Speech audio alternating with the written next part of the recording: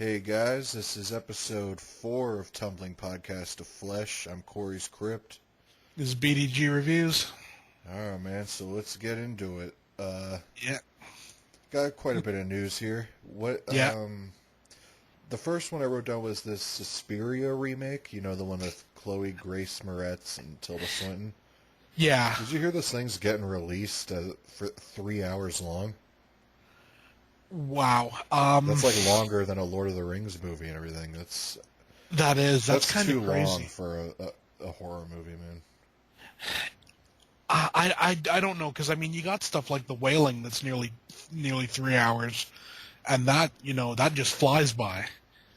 That's So true, but the Suspiria story, though, I couldn't imagine that for 3 hours. I don't know how they're gonna do it. I really don't. And I mean, honestly, Suspiria has always been more. Let's be honest. It's a better visually than it is story wise. Definitely, that's what it's famous for. Yeah. I do think the cast they chose, though, is really good for it. Chloe Grace Moretz, I mean... I like her in things. Yeah, I really do. I mean, I really didn't like the Carrie remake, but I liked, obviously, Let Me In, and... Yeah, I actually didn't mind the Carrie remake, simply because, she was in it, and it seemed to work. Yeah. I just don't dig the Carrie story too much. I know. I always find it kind of, I don't know, like one of the weaker... Stephen King stories. Yeah.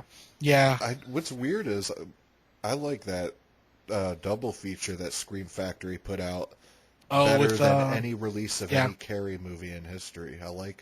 I like the made-for-TV movie better than any single one in the franchise. Yeah. And I even like The Rage, too.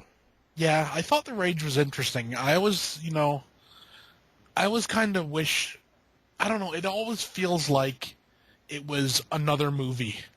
And they said, you know what? If we put this into the Carrieverse... Oh, I'm sure it was. I'm sure we can call it Stephen King's, know. Yeah, I thought it was a pretty decent movie. Yeah. And I always love, like, 90s made-for-TV stuff and just stuff. Yeah. Yeah, I'm kind of excited for this. I hear they're, like, touring around some kind of newly print of Suspiria, the original. I've heard that, yeah. Yeah, I'm hoping it comes somewhere close to me in Florida. That'd be cool. Yeah, I wouldn't mind seeing it either, but, honestly, I'm probably going to wait for the Blu-ray. You think they'll release the... Oh, yeah, Synapse has been talking about that for a long, long time. Yeah, I'm sure we're going to get a release of the new scan that they got and everything, and I don't know, I'd like to see it in the theater, but when I think about what we get around here... Yeah. I don't know if there'd be a big call for I don't think Suspiria. it's going to come to Florida either. I think I looked at the dates and there wasn't one. Yeah, it tends to be always like go to like the really big cities. Like go Chicago to LA, and New go York to Chicago. And stuff. Yeah. Yeah, man. Yeah. But I'm really waiting for that Synapse release, but Synapse is one of my favorite companies of all time, but they really take their time releasing stuff. Like, they were hinting at that Violent Shit collection. Yeah, for a hell of a long time. They've been hinting at that since, like, 06, 07. Yeah. So it's kind of like it's 2017, and we just now finally got that, so... Yeah. It's one of those things. In one way, it's good, because, they're probably going to try to do the best they can. Oh, yeah. If they're spending that amount of time to get something out. But then again, there's, Well, you got Synapse's business model, too, of releasing a $60 steelbook, keeping that there for half a year, and then finally releasing the single-disc version for $20 or whatever. Yeah, see, I always find that kind of annoying. Yeah, like, I want Popcorn, I want, the other ones, like, Tenebrae and stuff have come out, but, like, Popcorn, that's still only available as that really expensive steelbook. Yeah. And then Synapse will lie straight to your face, and they'll be like, we don't plan on releasing this as a... Remember they were doing that with Tenebrae, and there was another Dario Argento film? Yeah. And they were sitting there saying, you better hurry up and get the steelbook, because that's all we're doing. We're not doing a single release. And Everybody went out and bought the Steelbook, and then all of a sudden the single release comes out. Yeah, and then there was their release of Demons and Demons 2. Yeah, and they still have the Steelbooks for all them because Yeah. people now realize that they're gonna release the single version, so why pay $60 when you can get it for $15, you know? Well, I guess the one thing with the Demons ones is they, you know, they didn't really port over any of the features onto the single disc. Yeah. They were just literally just the movie, you know? Well, to me that's good though, because I feel like if you are a super fan of it, which to me Demons and Demons 2 are all right. I'm not crazy about them. But if you're that big of a fan and you want to pay the $50, you should get a little something extra, you know? Oh, definitely. I mean, I don't think I don't think the $15 disc should have everything. No, the $50 disc, but I wish the film was released right alongside it, you know? Yeah, I can't help but think it would be nice, you know, with a little bit of stuff. Yeah. I mean, you know, like in today's day and age, you know, well, Demons was 2014, but still, you know, even then, a bare bones disc. Yeah. You know, I was thinking of picking them up, but then I saw they had no features on them. I'm like, screw this! I'll just get the ones from Britain that are loaded with features. Yeah, and they're they're still like cheaper than the Steelbooks. Yeah, they were about, I think, £8 a piece, so wow, $10, $11 each. I really need to upgrade to a region-free player, man. It's definitely worth it. They're not always cheap. No, I know that. I'm expecting to pay $150, $160 for one, probably. Yeah, I tell you what, though, if you're a movie fan, it pays for itself within 6 months. Yeah, I definitely need to because there's certain movies I want to upgrade, like Martyrs, for example. Yeah. I still have the old DVD. It's one of my favorite films of all time. Oh, yeah. You can get it on Blu-ray in the UK for $10, and then there's not even a Blu-ray release over here for it. I know. There's so many movies like that where, for some reason, they don't have a Blu-ray over here. I know. I don't get it. I really don't. Like Candyman. Yeah, I mean, why the hell hasn't, like, Scream Factory someone picked up Candyman? I don't get it. Well, Scream Factory did release the second one because that is MGM, I think. It is MGM. Where Candyman 1's from TriStar Universal. Yeah, but you would have thought someone would have picked it up. I mean, I have the British Blu-ray of it. Yeah, so do I. The UK one? Yeah. It looks good, but, that's a movie that deserves, like, the special features. Yeah, definitely. And unfortunately, just didn't get it. I actually have the bootleg of the old special edition that came out a long time ago. Oh, yeah. That had, like, the commentary on it and stuff. Yeah. That's my favorite special features on anything is a commentary. Yeah, that's it. If you put a commentary on something, honestly, you can leave off pretty much anything else. Definitely. And I'm happy just with a commentary, usually. Yeah, that's all I want from a director. Yeah. Or I want a commentary of somebody who was like a guest person who had a big role on it, you know? Oh, yeah. Like, I'd like to hear, like, an Ozzy Osbourne commentary to, like, Trick or Treat or something, you know?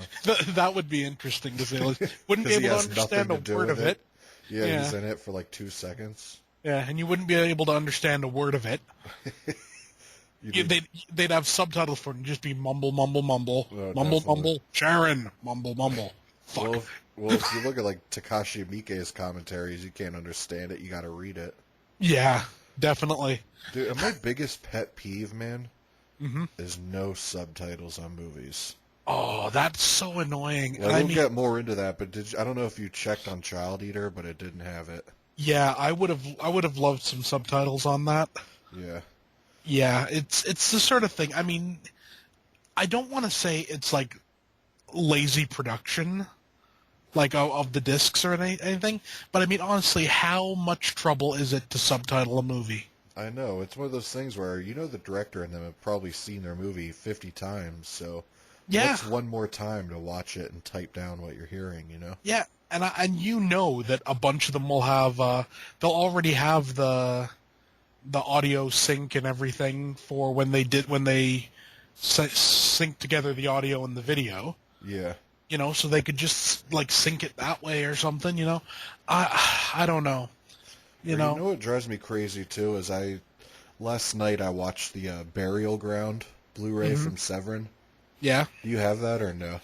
I don't have it, but I don't know. I've heard good and bad about it. Yeah, I mean the movie's not really that good at all. But regardless, it's still cool to have. But what I was Yeah. bringing up with that though is the subtitles hmm are totally different than what you're hearing. Oh Like yeah, the English dub, like the actors doing the English dub, they'll add all these words. So, like the I know. subtitles will say, "Hey, get over here," and then what they're saying on the screen is like, "Hey, Michael, run over here really quick," well, and they'll keep going. It's like, well, where's all that dialogue? What I'm Yeah. Well, I always remember when they first released "Let the Right One In" over here in Canada and America. The first Blu-ray release of it has dub titles. Oh, So they've just dubbed whatever the dub says. That's what they've dubbed. But there was a big outcry about it because that wasn't what was in the original movie, and it wasn't what was in the you well, know what was in the the, original movie? Would that have? I wonder if it it would have makes a translated difference. well over to America, though. It translates, and it does it fine, but there's a difference, and essentially it almost seems like the Blu-ray was trying to like dumb it down. Yeah, I know what you mean. And I hate that. I hate it when people like when companies seem to think they have to dumb stuff down for the audience Yeah, I know. because we're not stupid, you know. If anything, we're kind of smarter than those people because it's like, Oh, yeah, yeah. yeah. A lot I of know the we times we went are. into that last podcast about how these execs think Oh yeah, they know what's better for everything. yeah. It's like seriously, really. But this next Uh, piece isn't really news. I just kind of wanted to get your thoughts of it. What do you think of that new Predator sequel coming out early next year? I have some high hopes for it. Yeah, I'm always excited when a new Predator movie Yeah, comes out. the first Predator was always one of my favorite movies. Oh, it's awesome. You know, I and love Predator 2 just as much, if not more. yeah, Predator 2 I always found fun. I found it actually a bit more fun than the original. Yeah, I I like the found whole city aspect of it. it was a really neat idea. Yeah, it You felt know, more comic book like in the exactly, comic books. exactly. And I actually didn't mind Predators either. Oh, I like that one too. You know, I love I, that Easter egg in Predator 2. You remember where you see the alien skulls I know on the when walls of the ship? when I first saw that, I was like, "Oh yeah, it's gonna happen. It's gonna happen." And then We did end up what getting was it it in like? what, '04? Eventually, yeah, about 20 years later, And it um, was PG-13, unfortunately. yeah, But still, that alien scene at the end though made it worth it to me. yeah. Well, I tell you what, I always liked the second one. Uh, Alien vs Requiem. Predator Requiem or Requiem? Requiem. I liked it just for the fact. Name another movie where you get a chest burster coming out of like pregnant women. Yeah, that's awesome. But That it dude, that has movie the was so guts to do dark it. though. Like I'm talking about That's like yeah. literal lighting wise. I know. Well, it's a very dark, Like in the scene where they dark. remember when they break into that school Oh, pool, you can't yeah. see what's going on or nothing, and I know. something intense. It's But I do like some of the scenery, like where they're in the woods yeah, at the beginning with the chest bursters and stuff. yeah. I dug that part when it was showing the Predator homeworld. Oh yeah, Just for those few little minutes of it, it was just something. yeah, that was really You cool. know, it was like they don't just appear. They have an actual civilization somewhere. Well, yeah, well, if You know? I always read the comic book, so I always knew they had that Yeah, whole thing. But I also like in Predators. You remember where they like look into the horizon? And yeah, there's that just the look of it. I can't yeah, describe it. It's almost like it was like a pinkish or something. I don't know how to. It's been so long since I've seen it, yeah, but I remember them all looking in the horizon, and it looked kind of cool. yeah, yeah. I thought Predators was a decent movie. It was one of those ones I always expected there to be a sequel to it. Yeah, and it had And a I good. I liked the whole. Who was it? Robert Rodriguez. Yeah. Well, he's kind of like awesome, anyways. Pretty Yeah. much put him in charge of anything, and it'll be The good. Spy Kids movies are kid movies, but they're still Yeah. somewhat enjoyable because he Yeah. just knows how to have fun with his. That's the thing. You never take his movies seriously. No, that's true, and that's it seems to be the way like to go about it. Him and Tarantino are the perfect team. Like They are both of them, like honestly. yeah, they're just perfect. But yeah, what's weird, man, is when I heard the new Alien was coming out, I Mm. didn't get all that excited for some reason. Like it didn't. I don't know. It didn't hype me up too much. Nowhere near as hyped as I am for a new Predator. No, well, I then don't know again, why that is, but look how many aliens there have been. yeah, exactly. I think You what know, it is look how and many shitty Alien movies there have yeah, been. that's definitely the thing. Where I mean, Predator, I guess you can consider. A lot of people consider Part Two crap, but I love Part Two. So yeah, I find part two. I don't find it as good a film as part yeah, one, but I find it a more like I said, like a fun film. and you got to give it up for Arnold Schwarzenegger. I mean, Oh, definitely. it just It's like, yeah, if someone was gonna fight like an alien, it was gonna be Schwarzenegger. yeah, you go from him to Danny Glover. I mean, you obviously got to pick Arnold. Yeah, definitely. I always thought they should have done something more with his character, Who? Which one? Arnold's. Oh yeah, Because I mean, there's like this a very brief, like passing mention of him in part two. yeah, But like, I think it would have been interesting to have seen more of his character. Like, the Gary Busey character in part two. yeah, If that had been Arnold Schwarzenegger. yeah. That'd be cool. Yeah, Like tie it in it somehow. yeah, or like even if he was like even above him, Yeah, I think it would have been neat. yeah, The again, the thing with Predator is also and part two really sort of showed this. The fact they've been like coming to Earth for like many years and like in different time periods and everything. I'd like to see a Predator that takes place during the Old West. yeah. Like in different time settings, like maybe Yeah, like the George Washington days or something, like yeah, a that would be Predator in the cool. Revolutionary War or something. Oh yeah, and have it that when they come down, for example, they see, okay, these people are using like these low tech firearms. We won't use our Laser our cannons. laser cannons. Yeah, we'll just do it all by hand. Yeah, Because I mean that would make sense. yeah, that would be cool. Like kind of like Yeah, a Assassin's Creed of Predator. yeah, that would be awesome. Yeah, definitely. Well, tell you what, that's what they need to do. They need to make an Assassin's Creed game of Predator. Yeah, dude, they need Take a all new the Predator mechanics. game in general. Because they Yeah, keep doing the Alien game and the Alien vs Predator. yeah, And then the last Predator game we had, remember, was for PS2, that Concrete Jungle. yeah, yeah. And let's be honest, it wasn't super great. No, but back in the You know, PS2 days, I thought it was yeah, great. yeah. I I'd like a proper Predator game. Yeah, You know what? Like how they've done with Friday the 13th. yeah, which I'm super glad is getting as much love as it is. So am I, definitely. If they were to do a Predator game like that, Where you know, where like basically you would be the Predator and there'd be like everybody else people is aliens. that either that or even make them human and make it that they have to try to take you out, but you Like have do the other make it the abilities. exact same model, exact same thing, just replace campers with soldiers, and then Yeah, Jason with a predator, yeah, and then just have the maps be like a city or a jungle or yeah. a That ship. would be so cool. I know, man. Dude, that would be awesome. Yeah. And also, another thing I always love about the Predator movies is you get skinned people. Oh, dude, and spine rippings and stuff. Yeah. I always find something.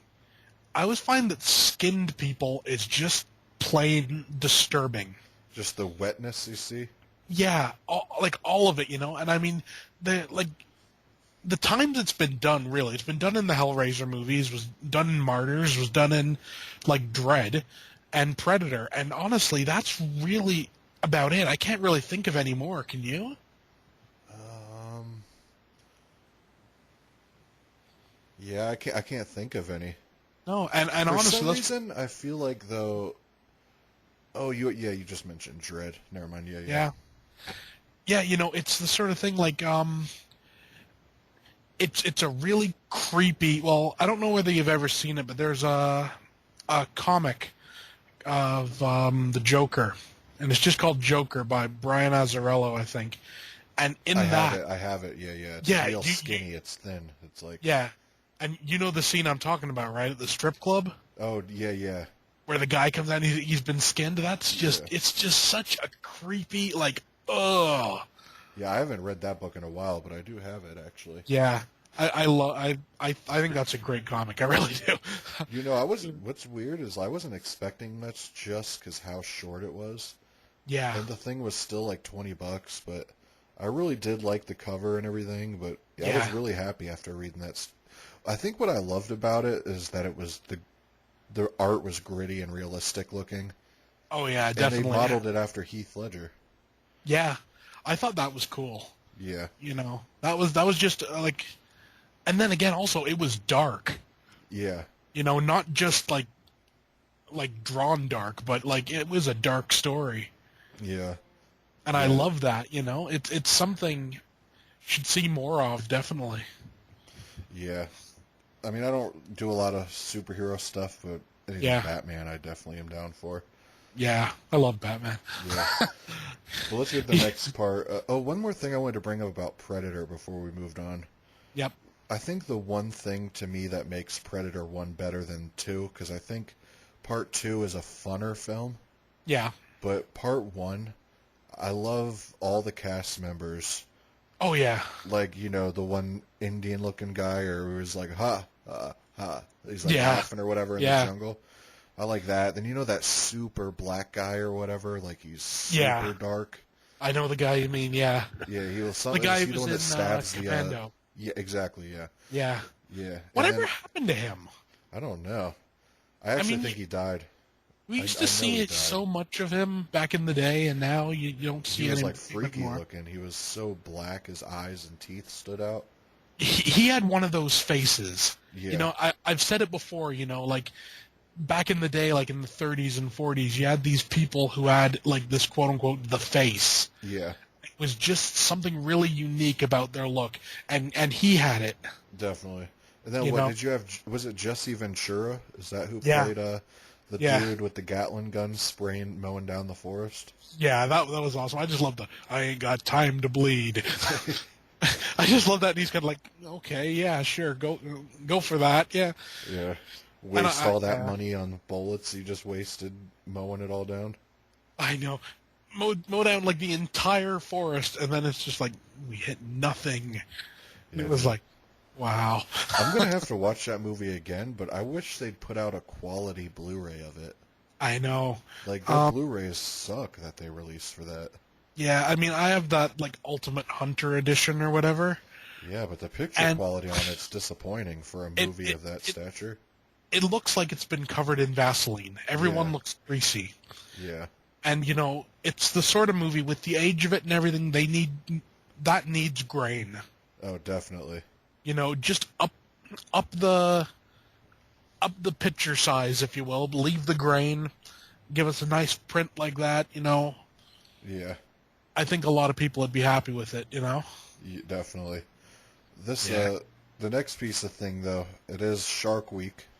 Oh yeah. This is going on. So before we talk about this, are you a big fan of not Shark Week, but shark movies, like these sci-fi asylum movies, like Three-Headed Shark Attack or Shark I Exorcist? love them. Yeah, me too. I love them. They're so horrible Yeah. usually, but they're just so fun. There's some that do impress me though, like Jersey Shore Shark Attack and Oh stuff like yeah, that. yeah. Well, I always liked Sharktopus. Oh, definitely me too. I And love there- that. just for that, just for the one reason, the guy on the radio, send your virgins. Sharktopus demands our virgins. I thought that was hilarious. Dude, they make so many of. It's kind of bittersweet though, because it's one of those things where I remember when sci-fi actually used to try, like when they actually used to put out good movies, like the Pumpkinhead sequels, and they put out like Cube 2 and 3, just stuff like that, like Scarecrows. It's kind of like, you know, they weren't good movies, but they were at least somewhat trying. Yeah, now they've realized, you know. Well, that's where they rebranded themselves, turning it to SYFY. Yeah. But regardless, the whole point of the news thing, though, is, are you checking out Sharknado 5? I'm going to, yeah. Honestly, I love Sharknado. Yeah, me too. I think they're fun as hell. They are, and, you know, it's just, it's one of those things, they know exactly what they are. Exactly. And isn't it weird that, like, if Tara Patrick plays in anything now, it'll probably say Tara Patrick from Sharknado. Yeah. I know, always found with her, she has dead eyes. Yeah, I think she's just plain. Just I don't know. Nothing special. I remember I saw her back when Alone in the Dark. With Christian Slater? Yeah, the Uwe Ball thing. It was Yeah, I remember it. Yeah. I remember seeing her in that, and I was thinking, like, you know, it's like, open your eyes, woman. Yeah, I can't even... I don't know. She has these dead eyes, and I don't know. She was, I remember I saw her in American Pie, but that was a whatever. I mean, she was good for that part. I mean, dumb blonde, so whatever. Yeah, definitely. Whenever I think of Sharknado, though, my favorite scene in the whole thing, I think it's in part 3, where he's standing on top of the bus, and he has the giant-ass chainsaw.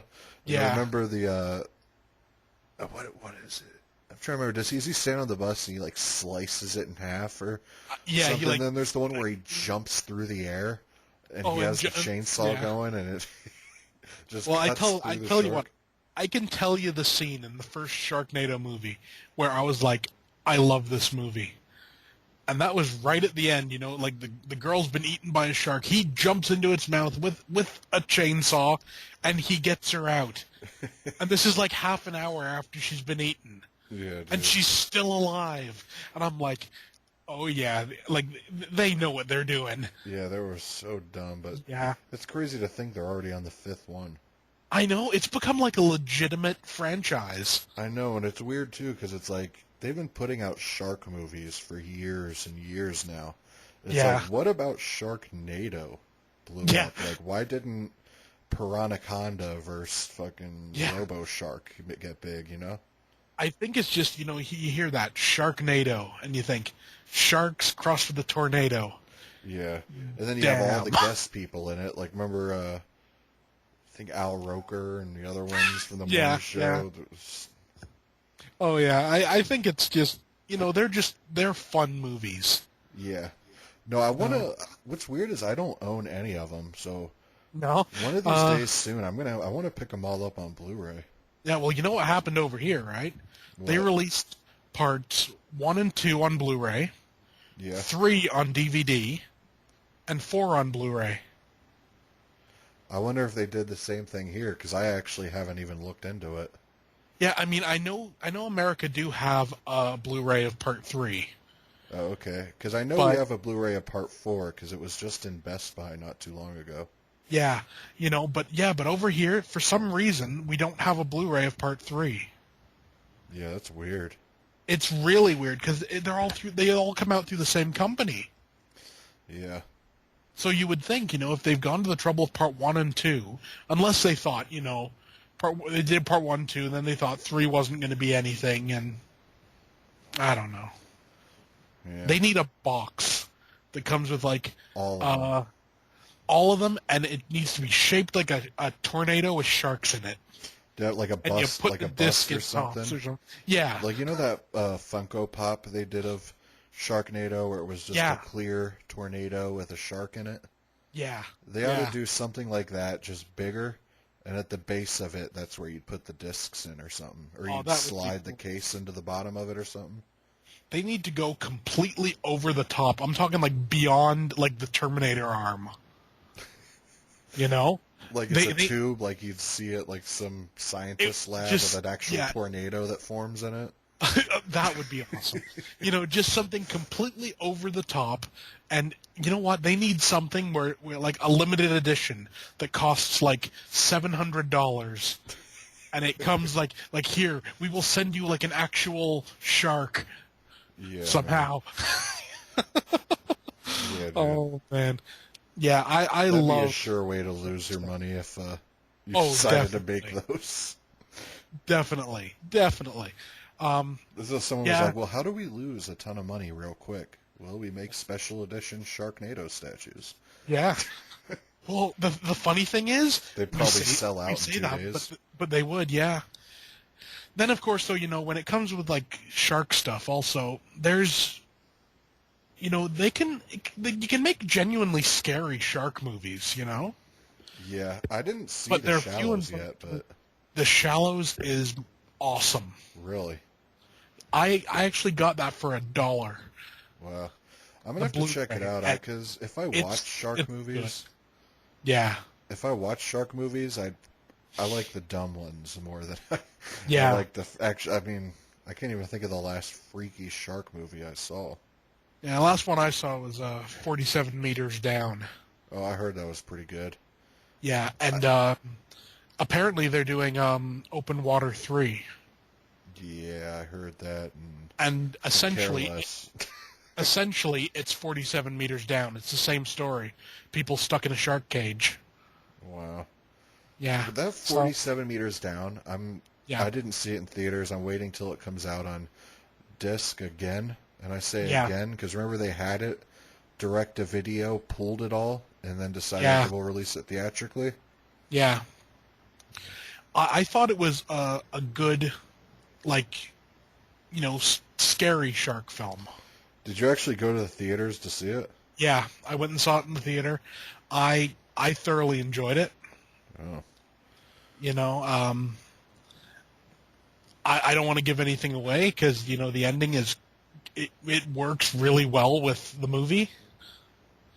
But if you even mention one part of it, you know, you kind of can figure out the ending.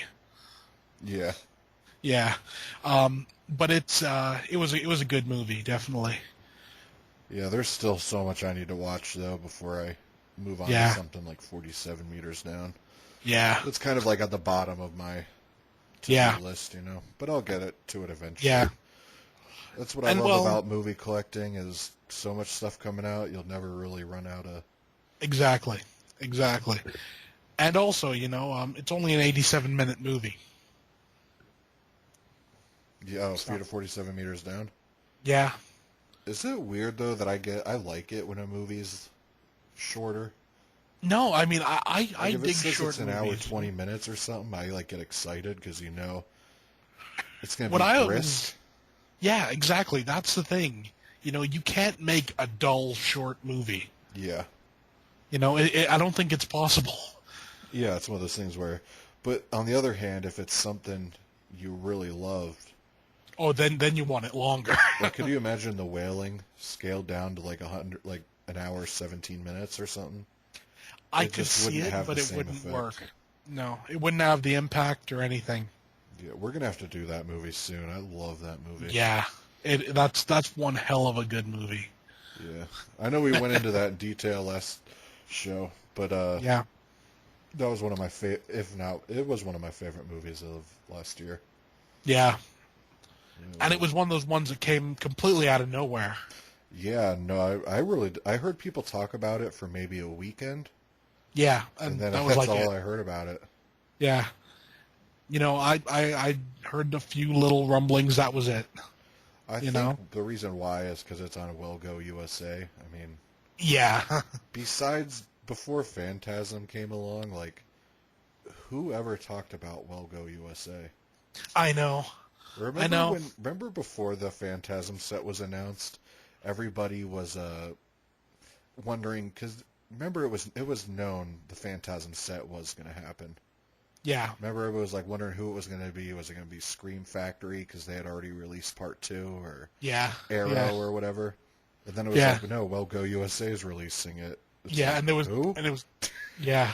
It was kind of like there was like all like the movie fans in the world just kind of stopped for a minute and were like, yeah, just shocked. wait, like what? It's like I would have thought, like Severin or something would get it before Well Go Yeah. USA. Yeah. And then even to this day, Well Go, have they even released an American film besides Phantasm? Not that I know of. They're like an Asian company. Pretty much, yeah. Pretty much everything from Walgo is And it's like martial arts stuff. Like The Wailing was one of the only horror things they've ever released. Yeah. But that's saying something, though, if Well Go USA's 2 horror titles is The Wailing and Phantasm. Yeah, that's a good track record, man.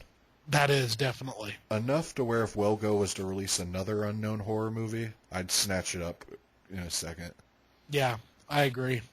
I mean, they're one of those companies, I think, that you need to keep your eye on. Oh, definitely. Where before it was just kind of, they're there, they do what they do. But now it's one where you actively check their website every now and then, And yeah, but what's weird is they're back to releasing Asian martial art movies. Yeah. It's like, wouldn't you think if your Phantasm sets sold out that quick, people are that hungry for them, and you already got to reprint DVDs on? Why not just focus more on horror? I mean, doesn't that say something if your martial arts movies are ending up in Big Lots bins? Like, maybe cool it on that stuff and go with the horror, Yeah. Yeah. But hey, I don't run the company, so whatever. No. Yep. Yeah, this next piece of news, which to me, it almost makes me want to roll my eyes at it, even like reading it, is James Cameron. Did you hear? James Cameron says he wants to make a new Terminator trilogy. Yeah. Am I the only one that thinks maybe it's time to hang the Terminator hat up, The thing is, like, Terminator movies, they're always the same. Yeah. I mean, what else can you really do? Now, admitted, if anyone's going to do a good job at making a new trilogy, it's going to be James Cameron. Yeah. Because he did the 2 best in the series. Right. But the thing is, though, how old is James Cameron getting? I know, he's getting up there. 60 or something? It's like, dude. Yeah, and he still has, don't say you're going to do a trilogy if there's a good chance you're not going to be alive to finish the trilogy, Yeah. Like, I can't Well, it's the sort of thing, I mean, and let's be honest, he has, like, 2 more Avatars coming out. See, I'm good on all those, man, like... Yeah, I don't know. It's just it doesn't hype me up. Like, this Terminator, I feel like it should hype me up, but it's like... See, I don't even have a huge problem with the quote-unquote shitty Terminator movies. Yeah. But they're just... It's been done to death at this point, you know what I mean? Yeah. Honestly, one of my favorite Terminator movies, not counting Part 1 and 2, was Salvation. Yeah. Because it was just something completely different. Yeah, it was something we never saw. And then Genesis was a big letdown. I mean, it was okay. It was. But it was definitely a letdown. What did you think of the television series? I didn't see an episode, but I am really curious. I see them cheap as hell everywhere, so... They're worth picking up. Yeah. I've seen them on Blu-ray brand new for like $10 a season. Yeah. So. Pick them up. They're pretty decent, and it gives a bit of a different twist on everything.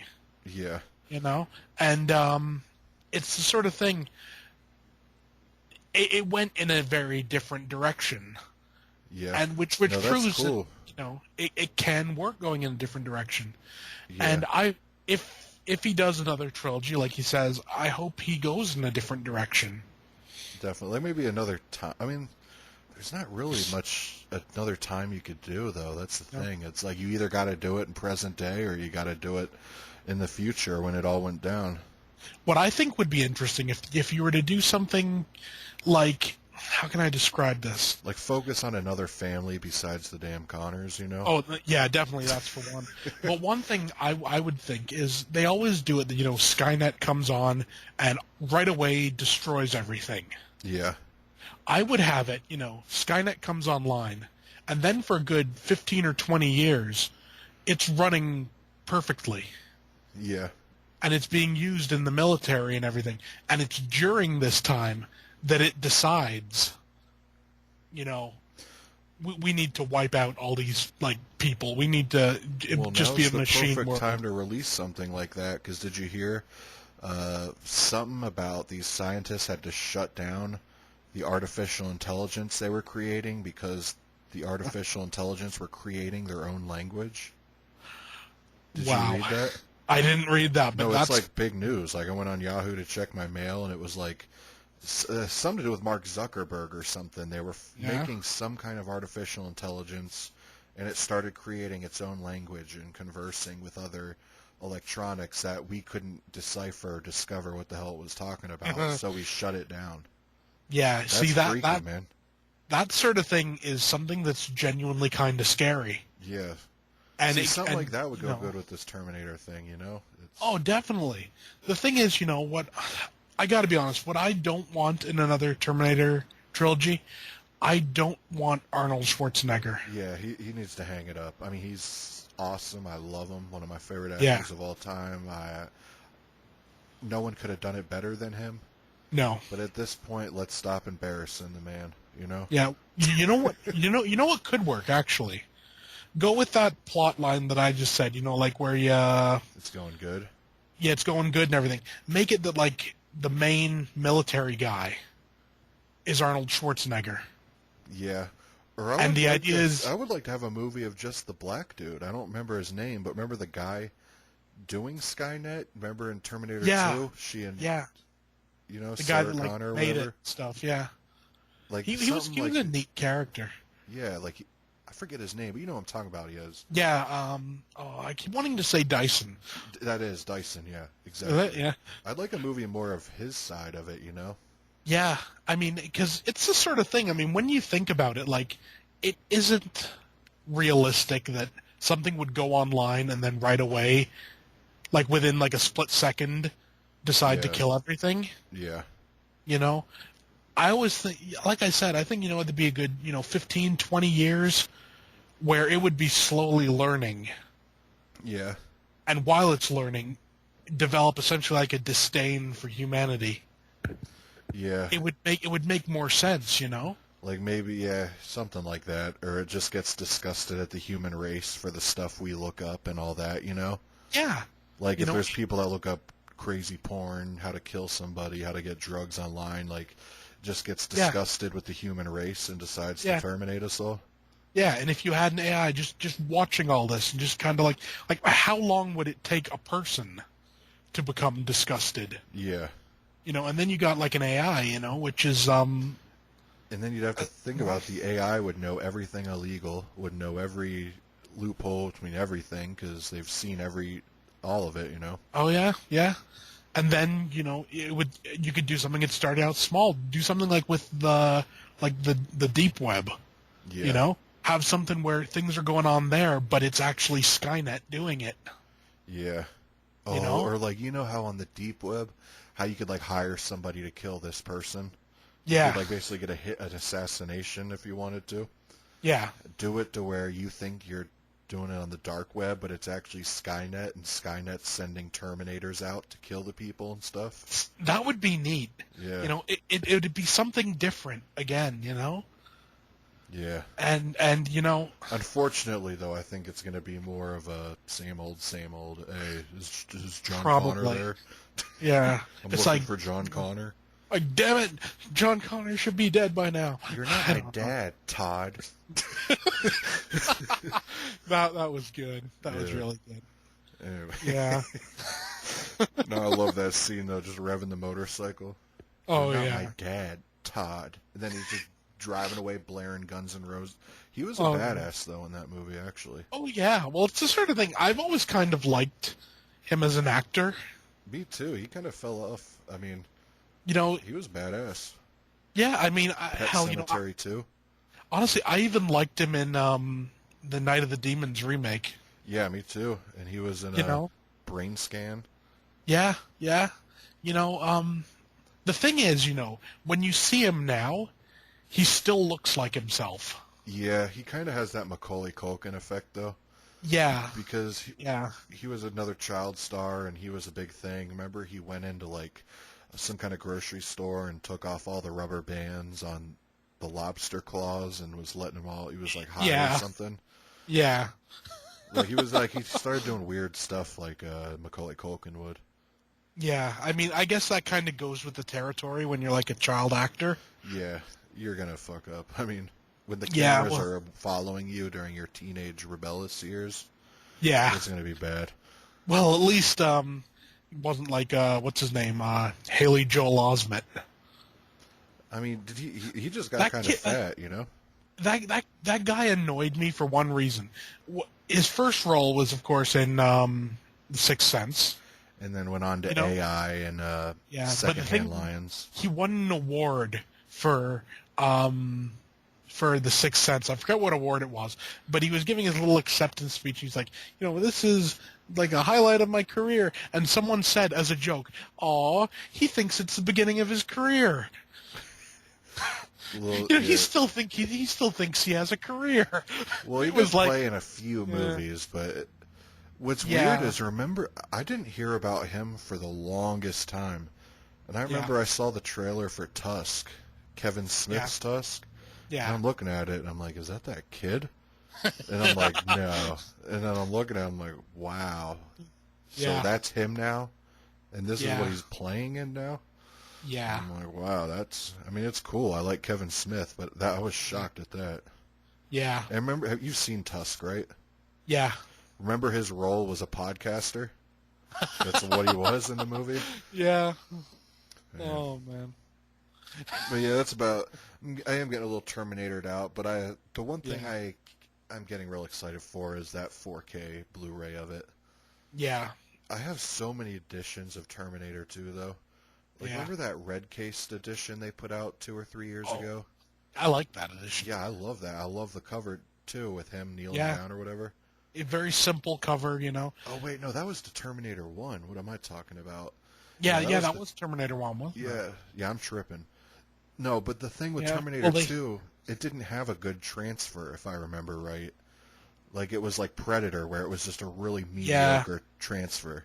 they did one, the Skynet edition. That had Yeah, a that's pretty the one I decent have. transfer. That thing's loaded with features, too. Yeah, and it has like like 2 or 3 cuts of the movie on it as well. Yeah. No, but I'm Yeah. picking up the 4K edition just because, I mean, in all seriousness, that is one of my... I say this a lot, but that really is one of my favorite movies of all time. Oh yeah, It's well, just epic, man. it's a classic, isn't it? Yeah. And also the version with the arm has dropped in price too. Really. It's now only $150. Maybe if it Only. drops to 120, I'm sold. Yeah, I because I mean can't. it looks really cool. I know, I do want to get it though, man. I am probably gonna jump on it just for my regret of that Terminator Head? head, you know. Yeah, which is now 450.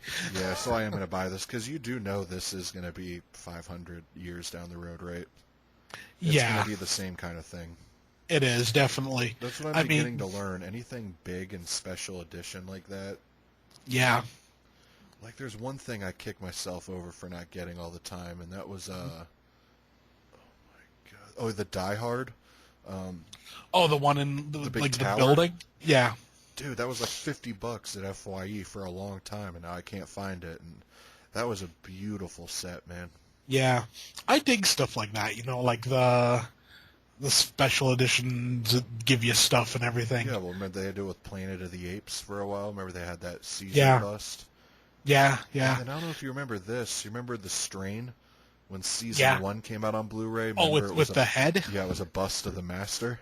Yeah. That Well, was sick, man. did you ever see they had a DVD set of the Alien quadrilogy from Japan? With the egg? No, it was a full size 1/1 scale xenomorph head. How much was that thing? It was, I think it was about like $400 or I was $500. about to say, You, yeah, that.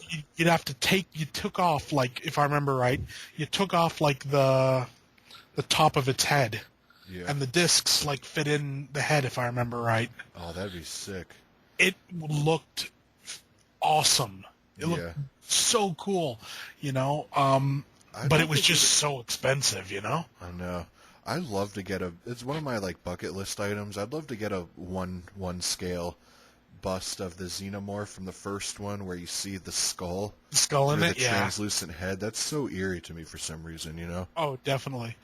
Well, honestly, if I had the cash, I would buy one of those. You know, the life size, full size xenomorphs you can buy, Oh yeah, and you know, people put them in like museums and stuff. yeah. I would buy one of those, Wow. and just like have it sat somewhere, Just in the scare the corner of the living room. scare the living crap out of my cat whenever he came down. He'd be like, "Ah, what the hell's this thing?" Yeah, it's funny. I went to the FYE in my mall here the other day, and they now sell life-size, full-scale. Real story. There was one of Batman, the Ben Affleck Batman, and Oh it was like yeah, yeah, almost. It was almost. I mean, I'm 6'4", so it wasn't taller than me, but I'm yeah, I'm really tall and big. But yeah, this thing was almost as big as me. Like the thing looked. It was freaky looking at it because it looked so life-size and yeah. realistic. And there was one of Harley Quinn. I've seen the Harley Quinn one. Have you seen the Deadpool one? Yeah, they have that one too, but they wanted Yeah, like $1,200 for it. I know, and it's like, It's worth it, but I don't got 1,200 to lay yeah, down on that. part of you is like, oh, I'd kind of like that. Yeah, dude. And what's weird is that is a lot of money, but for some reason, I would have expected a life-size thing like that to be more than 1,200.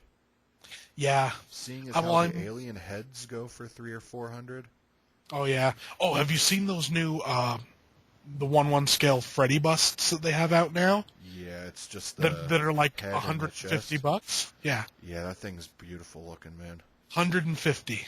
Yeah, did you See, see the that's reasonable, you know? yeah, especially how detailed it looks. Did you see Yeah, the thing is with those is they sell out so quick. They do limited runs, and yeah, it's hard to lay down. Say it's 500 or not that, but certain stuff where it's like $500, but it's like, oh, it's shipping in October of next year. You know what I I mean? It's know. like I hate that, dude. I know. Well, it's hard to not wrap your head around it, but it's hard to come to terms with the fact that You gotta wait a you're year to paying get this, it. and yeah, you have to wait, and it's like, And it's like I could be in a whole nother state or something by that time. You know what I mean? It's like, oh yeah. I mean, it'd be one thing if you could maybe put like a down payment, yeah, like, you know, if they said, you know, like, you put down $100 down payment or whatever, and then, you know, when the time comes closer, then you can no. See, I do miss it, how you it know? was back in the day. Mm, Exactly how it was like, all right, this bus comes out in 3 months. yeah, First come, first serve. Now it's you got to pre-order everything, and oh, pre-order this store, you'll get the exclusive slipcase, and it's like, oh, whatever happened to back in the day when you get the item ready, that's when you get the money. Like when all of a sudden did it turn in? No, we're giving you yeah, guys all our money. Just send us the shit when you get it ready, and hopefully it comes with the exclusive slipcase. You know, yeah, like I miss the old days where you get your item when you get the money. You know what I mean? yeah, I Like know that's what you with mean. everything. Comic books, video games, it's all about the pre-order. Yeah, and I mean, it's one thing if, like, you pre-order, but then they don't take the money until you ship it, Yeah, man. Oh, you dude. know? Yeah, so you gotta like think, oh, well, hopefully I have that amount still in a year down the road, you know? Yeah, Like you want me to pre-order this item, but still you want me to keep 500 in the bank for the whole year until you decide to ship it? yeah. I mean, yeah, it's like, it's one thing, like, well, then again, we'd be complaining also if they took the money ahead of time, wouldn't we? No, I'd rather Because have that, man, then, because I'm not good with money, really. It's one of those things yeah, where if I have same here. a stack of cash, I'm gonna want to go to a movie store and get some movies. That's just how Oh, it is. I hear you, definitely. It's really Same it's with one of me. those problems that I mean, it took me a long time to admit, but I'm terrible with money. Yeah, So it's like I'd rather it like even with pre-orders now, it's like, oh, can I just pay for the whole movie now? And it's like, well, No. Yeah. It's like, well, then let's forget it then. I'd rather just give you the $20 now. That way there's not even a question in my mind if I should spend it or save it, you know? Yeah, that's one thing I find good with if you pay with PayPal for stuff. Yeah, exactly. It goes out right away. Yeah. You know? Or, well, see, a lot of people do is, like, Amazon, they'll just put a hold on that Yeah. until it ships, so when you do call, it still shows that that money's out, you know? Yeah. It's the sort of thing, I mean, there's pros and cons to both of it. I mean, like I said, I bet you we'd be complaining Either if, way. you know, something was a year ahead and we'd given them all the money, and essentially that money's been making them money for a year. Yeah. You know, we'd be a little bitter about that, I think. Definitely. And You know? you got the instances, though, where everybody pre-ordered Friday the 13th, the game, and it's a great game. I mean, you can't knock that. Yeah. But it wasn't complete. You know what I mean? It's like, well, pre-order it now, and then we'll give you the finished game when we're done with it. It's like, nah. It's at the point now where how about you just take our money when you have the whole thing finished, you know? Like, so it's more of an incentive, like, you know, hurry your asses up and get the whole thing finished. Like, yeah. like, what's the incentive for them if it's like, all right, we already gave you our $40 for an unfinished game? Yeah, very true. But that's the way I think commerce works now. I mean, that's the problem where, like years ago, you used to be able to find everything in a store. Like, if I wanted a movie, I could pretty much count on walking into a Best Buy or walking into FYE or whatever and finding that movie.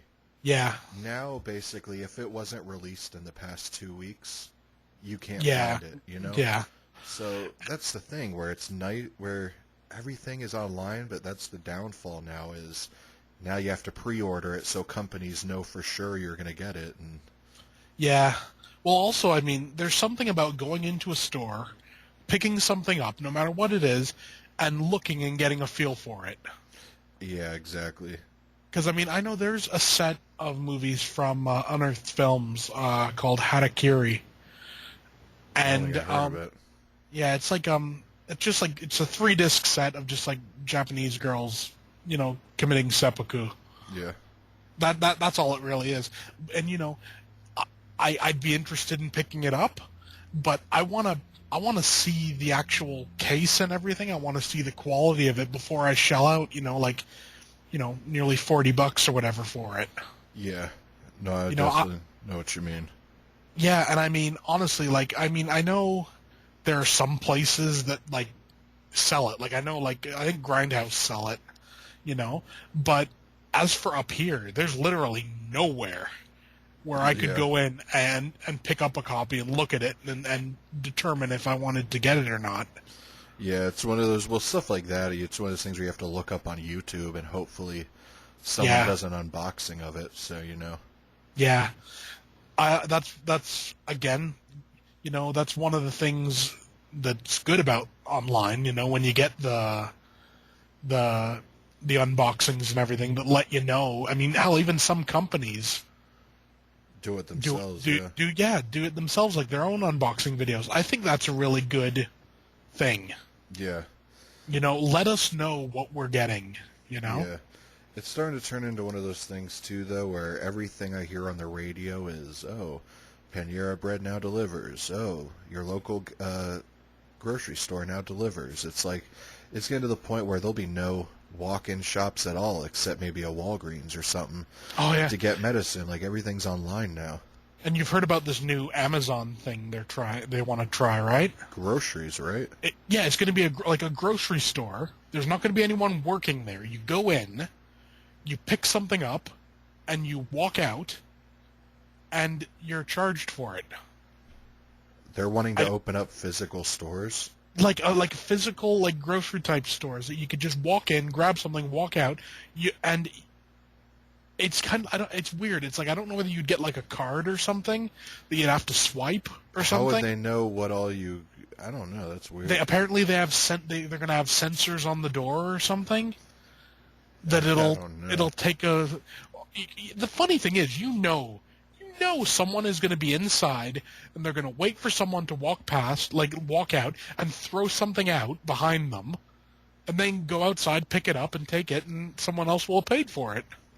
Yeah, and it's one of those You things know where you it's could gonna have as happen. many sensors as you want. I mean, you need Yeah. someone there to physically stop you if you're gonna Yeah. do it. It's not like a beeping is gonna stop you. You know what I mean? Oh, no. Oh, man. It's like Seriously. it's one of those things, man. It's like even like at Walmart or something. If you like, there's been a lot of times where I've bought something and maybe they forgot to, Oh, you yeah. know, wipe it. You know, like the sensors, they'll have to like put it on top of something to get it Yeah. to deactivate. Yeah. I mean, there's been a bunch of times where I've been walking, they forgot to do that, and right when I walk through, it'll be like, Oh, yeah. I'll just keep walking because it's like, look, Oh, if yeah. you didn't do it, I'm not gonna, go back. It's one of those things where, if you're really that concerned about it, check the cameras, Yeah. Yeah. Like, I always it'll remember show me giving you money for it, so I'm not turning around. Like if you want to call the cops, go ahead and look at the cameras, and then apologize to me and pay me for Yeah. aggravating me. Yeah. I always remember a long time ago, I used to have this like leather coat, and whenever I'd go into this particular store, the alarm would go off. Yeah. Every time. Eventually, I figured out what it was. You know the little tags that are in Blu-rays and DVDs. Yeah, the little looks like a little razor blade type thing. Yeah, there was one of those in the lining of my coat. Wow. No clue how it got there. But what would they keep going? Did they stop you every time? Every time, and eventually, I got to a point where I'm like, look, I took off my coat and threw it through the thing, and it went off, and I'm like, look, it's like, and eventually I figured it out and I stopped it, but it was a pain in the ass, but Yeah. like the funny thing is also though, I mean, a lot of the time, if an alarm was to go off and you were going out and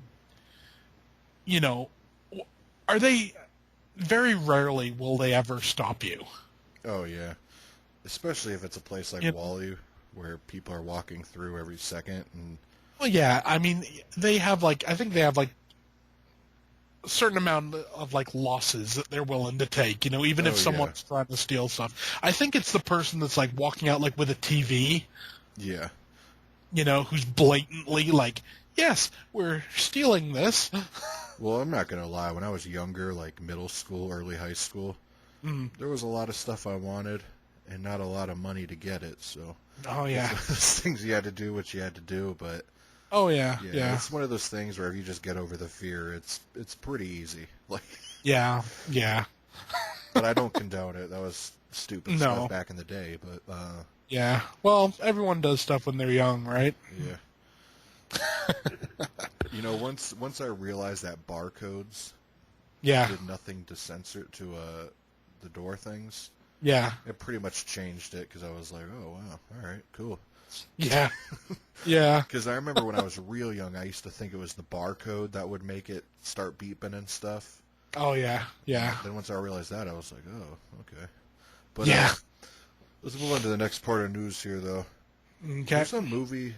A remake is coming out in October. I've never seen the OG one, but it's a public domain film, Dementia 13. Ah, yes. Have you seen that? Yeah, the original is actually by Francis Ford Coppola.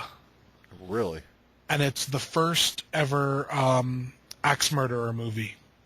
Yeah, I've never seen it. I know it's a public domain film, like you see Oh, in yeah. all those packs for $5 or whatever. It's a pretty fun little movie, I got to admit. And you honestly, you can buy a remastered Blu-ray of it for $10. Yeah, well, there's a remake coming out, and since it's public domain, this Blu-ray of the remake in October is coming with a copy of the first one. So I love it when they do stuff like that. Like when they did it with Don't Look in the Basement. Yeah, remember when they released a sequel on Blu-ray? They included the original one. I love that. I really do. I always remember when I got what was it? The Day the Earth Stood Still, the remake of that with Keanu Reeves. Yeah, and they included the Blu-ray of the original. Did they really? Yeah, and I thought I that was never picked really that up, cool. so I never knew that. Yeah, and it was worth it just for that alone, because Yeah, it would have to be. But Yeah. This, yeah, I'm kind of excited for it. I know the original one people call it a classic, so. It is. It's definitely worth seeing. And considering how, you know, like cheap you can get a good version of it nowadays.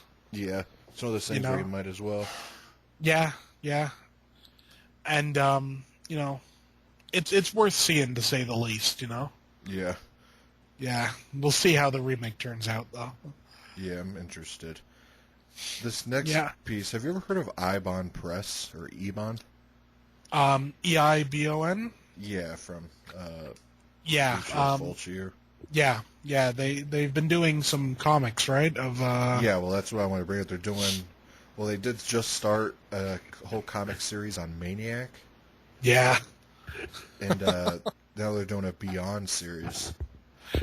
Yeah. I don't know what to make of the Beyond one. Yeah, I kind of want to get one. I hear they come in like exclusive sleeves, kind of like That's a pretty record cool. or something. Like they're supposedly really high quality and cool. Well, that's cool. I mean, it's the sort of thing. Comics is one of those mediums, that is kind of overlooked Yeah, in a way. You can do a lot with it because literally, you doesn't matter what you think up, you can draw it, right? So, yeah, you it's know, definitely cool.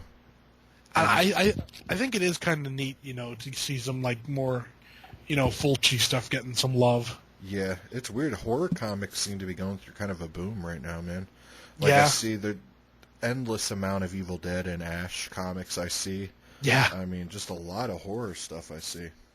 Oh yeah. Well, horror like really lends itself to comics really well. Yeah, and I do gotta say they've been releasing the Tales from the Dark Side comics that are used Oh yeah, from yeah. scripts that they were gonna use for the reboot. That's such a good idea. I know they're actually really good. I have a few issues, and they're doing tales like new stories of Tales from the Crypt. But That's you cool. remember when they tried to reboot the comic a few years ago, and it was like Little Kitty Yeah, I version of remember Tales from the that. Crypt, like a preteen version? Well, Yeah, this does away with all that. It's all gory and awesome. that's what you need. Like horror is one of those things you need to do it right. Yeah, and the art's more realistic and not as cartoony. And Yeah, I mean, it's the sort of thing like comics as a whole have for a good amount of time shied away from horror. yeah, And I mean, I get it, but the thing is, if you're going for the horror audience, you need to give them what they get in a horror movie. yeah, definitely. I mean, and that was what was great about those the old EC stuff. Oh yeah, That super gory, oh yeah, and I mean, really like twisted. some of the zombies and everything you used to see in the EC comics, were just plain, even Grotesque. by today. I mean, they'd live up to something like in The Walking Dead. Yeah, and that was in the 50s. I know. That was back before that stupid comics code thing. I Where mean, you hell, couldn't even use the word zombie in I the know, comics code. I know. Could you imagine something like Blackest Night Yeah, I know. being done back during the comics code? It would never have worked. Yeah, the comics code was bizarre. Remember, you couldn't use you couldn't use the word weird. Oh yeah, I couldn't. Yeah, weird or strange or anything like that. Oh yeah, Yeah, it was. I always remember. I saw a documentary once about the comics code, and it was this person they were doing a sci-fi comic, and it's this guy. He's like stranded out in space or whatever, and then eventually, he gets in or whatever, and he takes off his helmet. Oh, the black dude. And he's a black dude, yeah. Yeah. And they said, well, you can do that, but you can't put the sweat on his forehead. Was this the documentary that came with Tales from the Crypt season 1? It might have been, Where it yeah. had like R.L. Stine and all them discussing the history of the ban on horror comics and all that. I think it might have been, yeah. Yeah. Because I remember like the author of that saying like, like screw you. Yeah. I mean, Yeah, that's great. That's so dumb. And then yeah. I hate stuff like that. I hate, people trying to tell you what you can and can't well, the problem do. is that's seems to be like the big focus on America now is censorship. Everybody's getting offended by everything. Like, there's a big story now I heard on the radio. I was driving around, and I heard this people talking about how they're taking Apu out of The Simpsons because Indian people are now offended by Apu. And it's like, dude, he's been around for over 25 years, and you're just now going to take him out of it because you're offended? And you know the thing that pisses me off, though? I bet you if you talk to Indian people, none of them are offended. They laugh. And it's one of those things, too, well, if you're going to go to that extent to take away Apu because of Indian stereotypes, then you kind of got to go down the rabbit hole with, well, if that's the case, you might as well be offended at Homer. He's a white person stereotype, you know? Yeah. Like, not every dad strangles their kids and drinks and all that, so it's like, at what point do you just say, you know, this is comedy, get over it, you know what I mean? Yeah, I think, I always thought South Park did a good job of that, just essentially saying, you know, like, screw you. That's basically the next thing I was going to say, is if it gets to the point where South Park starts bowing down to it, that's when I'm going to say it's all over. You know what I mean? Yeah. South Park, you know, I'm quite sure that's never going to happen. Simpsons has always been more, I mean, I guess it's considered raunchy, but it was always more of a family type adult cartoon. Like, kids can still watch it. Yeah. But I remember back in the day, like, a lot of my buddies' moms wouldn't let them watch South Park and stuff, and it was... Yeah. I mean... It's the sort of thing. People get offended way too easily. I know, but it's one of those things where it's the 21st century, you know? Yeah. The internet's here, it's all that. You can't escape it now. You know what I'm saying? Yeah. And I mean, what always annoys me is you get the people that get offended usually aren't the people that it affects. I know. You know? And it's like if you get offended by a poo on Simpsons, then don't watch the fucking Simpsons, you know? Exactly. You know, and also it's like you'll hear like people, they'll be going on about like the misogyny like in like video games, for example. Yeah. You know, and it's like maybe that's the case sometimes, but look at who your audience is. Yeah, I know. You know, if you're doing something for young guys, you know, of course there's certain things young guys like. Yeah, well, it's that too, and I think everybody... you don't like it, go away. Yeah, and it's like everybody's entitled to enjoy what they want to enjoy, you know? It's like, say, South Park may offend a certain group of people, but then it gets to the point where... Well, women with a bunch of Botox pumped into their face and, you know, half plastic bodies and stuff, that offends me. You know what I mean? So is it getting to the point where let's ban plastic surgery because that now offends me? Oh, so, yeah. Well, that ain't going to happen, but it's just a huge rabbit hole that well, we are going down it now because if it's getting to the point where it's big issues where they're banning characters from Simpsons... Yeah, it's just the beginning. Stuff is gonna, you do know stuff is gonna be getting banned left and right now. Yeah, everybody's gonna get offended by everything. Yeah, and the fact of the matter is, like, let's be honest, the world is not a nice place. Yeah, exactly. You know, it's like, like I always saw that thing they were doing, like some colleges, like they need like these safe spaces and everything. The safe zones or whatever. I hear that and it disgusts me for a very simple reason. If you go out into the real world, there's no safe spaces. Yeah. The fact of the matter is, someone might say something that offends you. And you know what? Suck it up. Live with it. That's how every generation before us had to grow up. It's one of those things where if you don't like it, either, man up and do something about it or keep walking. You know what I mean? Yeah. It's like, why does everybody else now have to get penalized because you're offended by it for some reason, or your parents didn't get you ready enough to handle something like that, so now we all have to suffer because you weren't prepared? Yeah, I wonder if you could get these super offended people, just say to them, "Your being offended offends me. What are you going to do about it?" All you guys offend me for being offended, so we're going to go ahead and just ban you all from living in our country. Yeah. No, I'm just kidding. Well, it's the sort of thing. I mean, we're sending you to build the wall. Yeah. Oh man. Yeah, I don't even know where to get started on stuff like that because that's It's a never-ending thing. Is once it you start is. talking about one thing, another thing gets brought up, then another, then another.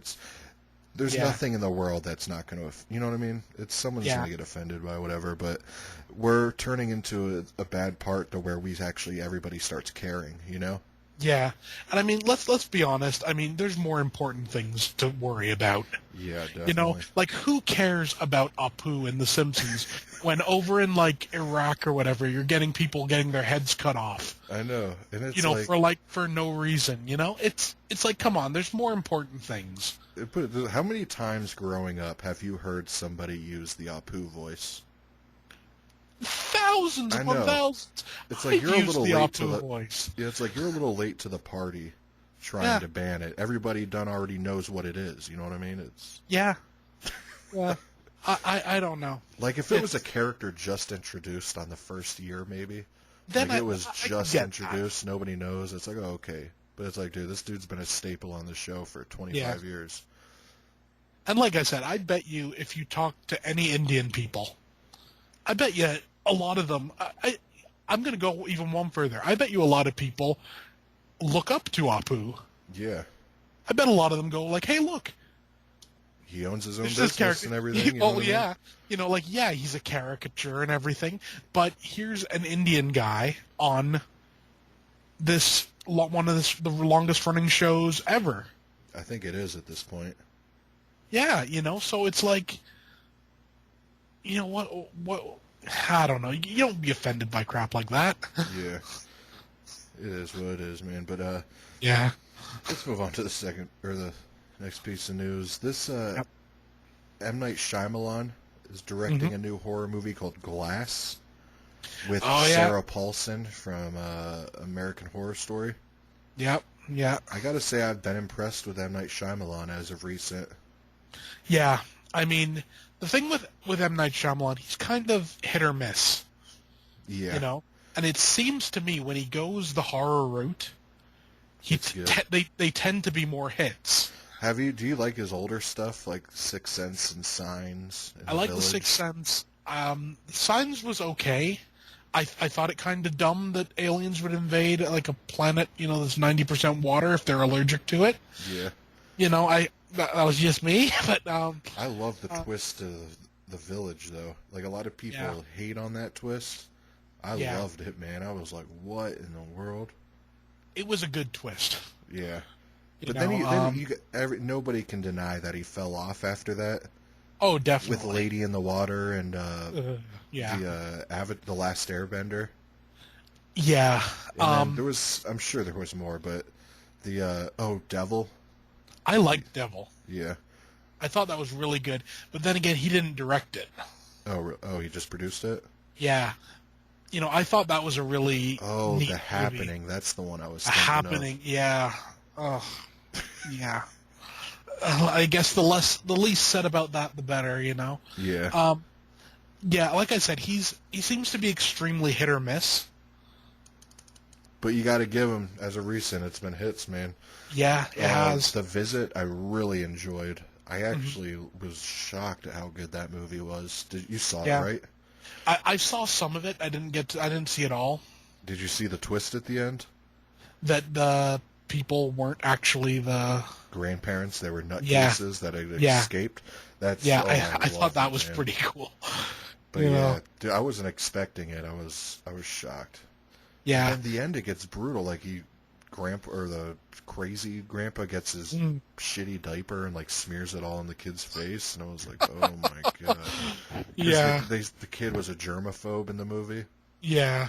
Dude, I remember I saw it, and then I went up to New Jersey, and I wanted my mom to see it because she was a big M. Night Shyamalan fan Yeah. when he first came out. But I was showing it to her. She was digging it or whatever. But I warned her. I was like, hey, there's a scene in here where this little kid raps. And did you see that scene? He's like on the train rapping, and it's like a 3-minute long scene of him straight No, rapping. I don't think I saw that part. It was cringy, like really bad. Like in the train conductor dude who's listening to it, he's black and he's bobbing his head, acting like he's feeling it, dude. And it's really cringy, and it's one of those things where I was embarrassed even watching it with my mom Oh, how terrible that rap was. yeah. Then it was over, and then she was like, she looked over, she's like, yeah, that was really bad. Yeah. And then Shyamalan makes it worse. When the movie ends, the credits will start going up, and then you hear the kid rapping again. Oh. Yeah, I mean, was like, it's... oh my god. I didn't get that. I was like, wow, that was bad. And it didn't even add anything to the story at all. Oh no, I mean that's always the thing, you know. A lot of directors, I think, they get too, what's the word I'm looking for? They get like I'm going to put this in. It's going to be character development. It's like, no, it's not character development. Yeah, it's and just he probably sees that rap is doing huge, and all these kids are, rap and all that. But yeah, it's like, no, just leave that scene out. You know? Yeah, it was cringy. But Yeah. This and then his last one, Split, was a huge hit. Sad to say, I haven't seen it yet. I haven't either, but I've heard a lot of good stuff about it. Yeah, I haven't heard anything bad about it. I heard it's like James McAvoy's greatest performance or something. Yeah. And then the twist at the end of that. I didn't hear a twist. Don't tell me. Okay. Do you know the twist? It's not a twist so much in the story, but it's a twist in the Shyamalan universe, if you will. It turns out it's actually a sequel. Something about Unbreakable or something? That's the twist at the end. You know, what's his name's character? Samuel Jackson. No, the other one. Bruce Willis's character. Yeah, his character shows up. Bruce Willis shows up at the end of it. I don't know whether it's actually him or just his character. Like I said, I haven't seen the movie, but it turns out that it's the same world as Unbreakable. So are they trying to say like Bruce Willis and Samuel Jackson have multiple personalities and stuff too, or no? No. He shows up as like his character from Unbreakable, so like the vigilante type guy that he was playing. Yeah. You know, he shows up as that person. So it's the same world where Samuel L. Jackson, was Mr. Glass and everything, I have to... Dude, and this movie's called Glass. Yeah, that just now clicked with me, man. Yeah, I don't know if it's in a direct sequel or... It would have to be. That's too big of a coincidence. I would have assumed it is. Because didn't they say... I did hear rumors, though, that they were making a sequel to Unbreakable. And I'm just now putting it together that you said he shows up at the end of Split. Yeah. Now this movie's called Glass, and wow, alrighty. Yeah, that got me less excited, to be honest with you. I was kind of hoping for an original horror story. Well, yeah, it's in the same universe probably, but there's a lot you can do with it. Yeah. I do gotta say, Sarah Paulson, I think, is hot as hell, dude. Yeah. Like, have you seen her in American Horror Story and stuff? Yeah. Dude, I think she's amazing. There's like a list of female actresses. Like, there's like a top 5. It's a weird list. You ever heard of Lori Greiner? I know the name. From the show Shark Tank. Shark Tank. You've heard of Shark Tank, right? Where they pitch the ideas for inventions and... Yeah. Well, she's one of the millionaires on there, and she's super hot. And Jennifer Grey from Dirty Dancing. Oh yeah. I love her, dude. I love Vera Farmiga from Bates Motel, and I gotta say, after watching Olivia Hussey in Black Christmas, man. Oh yeah, definitely. She's super hot. Beautiful. You know who I was like? I was Doug. What's her name? Jenny Agutter from American Werewolf. Oh, yeah. Another one that always gets me, too, every time I see her is when I see younger Demi Moore. Demi Moore from, Tales from the Crypt or Ghost or, Striptease. Oh, my God. Yeah. Back when, she looked... Yeah, she had, the shorter hair and stuff, and she was happening. All right. Oh, I've just got a piece of news. It's just come up right now. What? I'm just on Bloody Disgusting. It says here, Eli Roth and AMC bringing us History of Horror TV series. Wow. I wonder if, because he's doing Shark Week stuff for Shark Week, so it must be doing good if they greenlit something like that. Yeah, series will premiere in 2018. I'm down for something like that. Yeah, definitely. There's still a special that Bravo did years and years ago. That 100 Greatest Horror Moments, whatever. It was like a 5-part series. Yeah. Have you heard of that? I've heard of it, And yeah. they have like interviews with like a ton of everybody involved with the movies. Yeah. Like, I love stuff on TV where they do stuff based on movies. Like, you Oh, remember, definitely. I don't know if you get it in Canada, the El Rey channel? I get some stuff from it, but we don't get the actual channel up here. Yeah. Well, there's a show Robert Rodriguez did called The Director's Chair, where he interviews directors. I've heard of that, yeah. Yeah, I've heard of that. He did Carpenter, John Landis, obviously Tarantino. Yeah. George Miller from Mad Max. Yeah, yeah. I just love stuff like that, though. Oh yeah, well I tell you what, there's a good one on YouTube somewhere. I can't remember exactly what it's called, but it's like Clive Barker, John Carpenter, Horror Cafe. It could be. It's like a round table. Yeah, and dinner. they're all having dinner. It has Anne Rice too. I never saw it with Anne Rice. The one I saw was I've only seen one episode of it, sort of thing, and it was Clive Barker, John Carpenter, what's his name? Cronenberg? Was Cronenberg there? No, Cronenberg wasn't there. It was Larry Cohen? Was he there? He might have been. I remember in the beginning, does it show like a kitchen and there's like a big ass dude like cutting up meat or whatever, then you see him serving it to them all sitting at the table? Yeah. And Barker looks real young, smoking a big cigar and everything. Yeah. Roger Corman. That's who I was thinking of when I said Roger Larry Corman Cohen. was on there. You sure Anne Rice wasn't on there? I'm pretty sure. I think it was. I can't remember who else. I remember there was an author in there. Yeah, I know someone was on there. All I know is I thought that was a really neat idea. Yeah, I did. And I liked that part at nearing the end where they came up with a story. Each person would take like essentially like a little chunk of the story and make it as they were going around. Yeah. And when you listen to it, you can tell just what like movies they were getting around to making at the time. Yeah. Because John Carpenter was really into this whole like the quantum mechanics and everything. Well, what movie would he have made at that time? Because that was probably early 90s. Yeah. Prince of Darkness. Oh, okay. Yeah, I would have thought of when that came. Well, yeah, that sounds about right, actually. Yeah. Or I would have thought Vampires would have maybe just been coming out when he did that. I like that movie. Oh, so do I. I'm That's glad that deserves more love than it gets. I think it's one of those things where it is starting to come around. I remember I used to hear nothing but hate on that movie, and now I hear nothing but love for it. I used to love it just for the scene where what's his name? James Woods. Yeah, where he's walking out and there's that explosion in the background. Yeah. And you see this like slight little like jump in his like in his face. Yeah. Because he wasn't actually expecting it to go off when it did. Yeah, I love James Woods. He's kind of an awesome actor. He really is. Yeah, you ever seen Casino where he played the pimp? Yeah.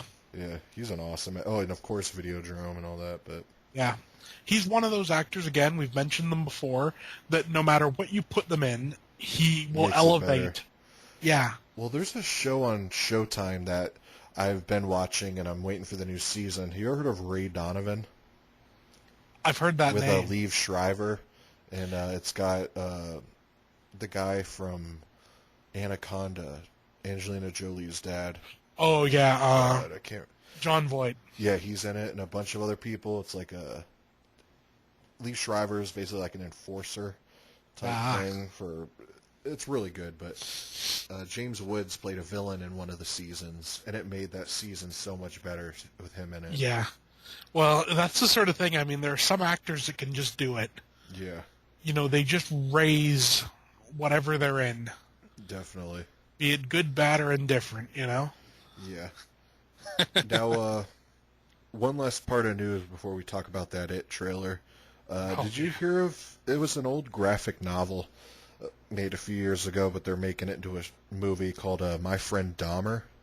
Yes, I've heard of that. I haven't read it, but I haven't read it, but I've looked through it a couple times in the bookstore. yeah, I see it because the name jumps out because of Dahmer. It seems really interesting, just because when you get right to the very end, there's a scene where someone comes up to the guy who's the main character in the book and says, like, can we get your thoughts on this? And he's like, oh, is this such a body? And they're like, no, Dahmer. And he's like, oh, and it's just kind of like, it was like a foregone conclusion in his mind that eventually someone was going to come up to him, wow, and say that he's done something crazy. Is this a true story? Like, did this dude really hang out with Dahmer? Yeah, he went to school with him. Yeah. I don't know whether they were actually real friends, but they knew each other. Yeah. And basically knew from the get-go he was a weird guy. Yeah, pretty much. He knew there was something not quite right there. Wow. Yeah, I've watched a lot of stuff on Dahmer, and he's actually one of the more interesting killers, I guess. What I always find interesting about Jeffrey Dahmer is just the fact that after he got caught and got put in jail, they offered him protective custody. Yeah. And he turned it down. What, do you think it was remorse or something, or what? I don't know if it was remorse. I think it was just something along the lines of like, well, I got caught. This is what happens. Yeah. Almost like. Well, a lot of killers do that, like Henry Lee Lucas. Yeah. The guy they based Henry off of. Yeah. Once he got caught, he admitted to like 300 more murders or whatever, and. Oh yeah, and I mean, I always reckon it like this. Like, I'm not like one of those people. I'm not like a broken person like that. But I always reckon when you think of it just like as a person, if you've done whatever it is you've done, and you've been caught, you know what? Like, own up to it. Yeah. Just say, you know what? Yeah, you got me. You played the game better than I did, if you will. Yeah, definitely. Because you remember that story of it was like 2 or 3 years ago in Chicago. Those two Mexican guys had 3 women chained up in their house for years upon years. Yeah. Remember they got 1 or 2 of them pregnant, and they had kids in this house, and they lived in these people's houses for years, and like a neighbor came to the door one day and saw her, and then it all got unleashed, and then the Mexican, before he even went to trial, he killed himself. Yeah, killed himself. It's like yeah, it's definitely a bitch move. Yeah, I mean, and let's be honest, like, whatever people's thoughts are on the afterlife and everything, if you go there and you're like, I kidnapped like these 3 girls for like X amount of years and I kept them prisoner and everything, and then I got caught and I killed myself so I didn't have to take responsibility for it, you're going to be looked at kind of like a bitch. Yeah, definitely. Like, it's one of those things where, Dahmer and Charlie and all them are bitch moves for doing what they did, but it's one of those things where at least they kind of took it like a man. You could even say about Ted Bundy. He sat there until the day he was fried. I mean, yeah.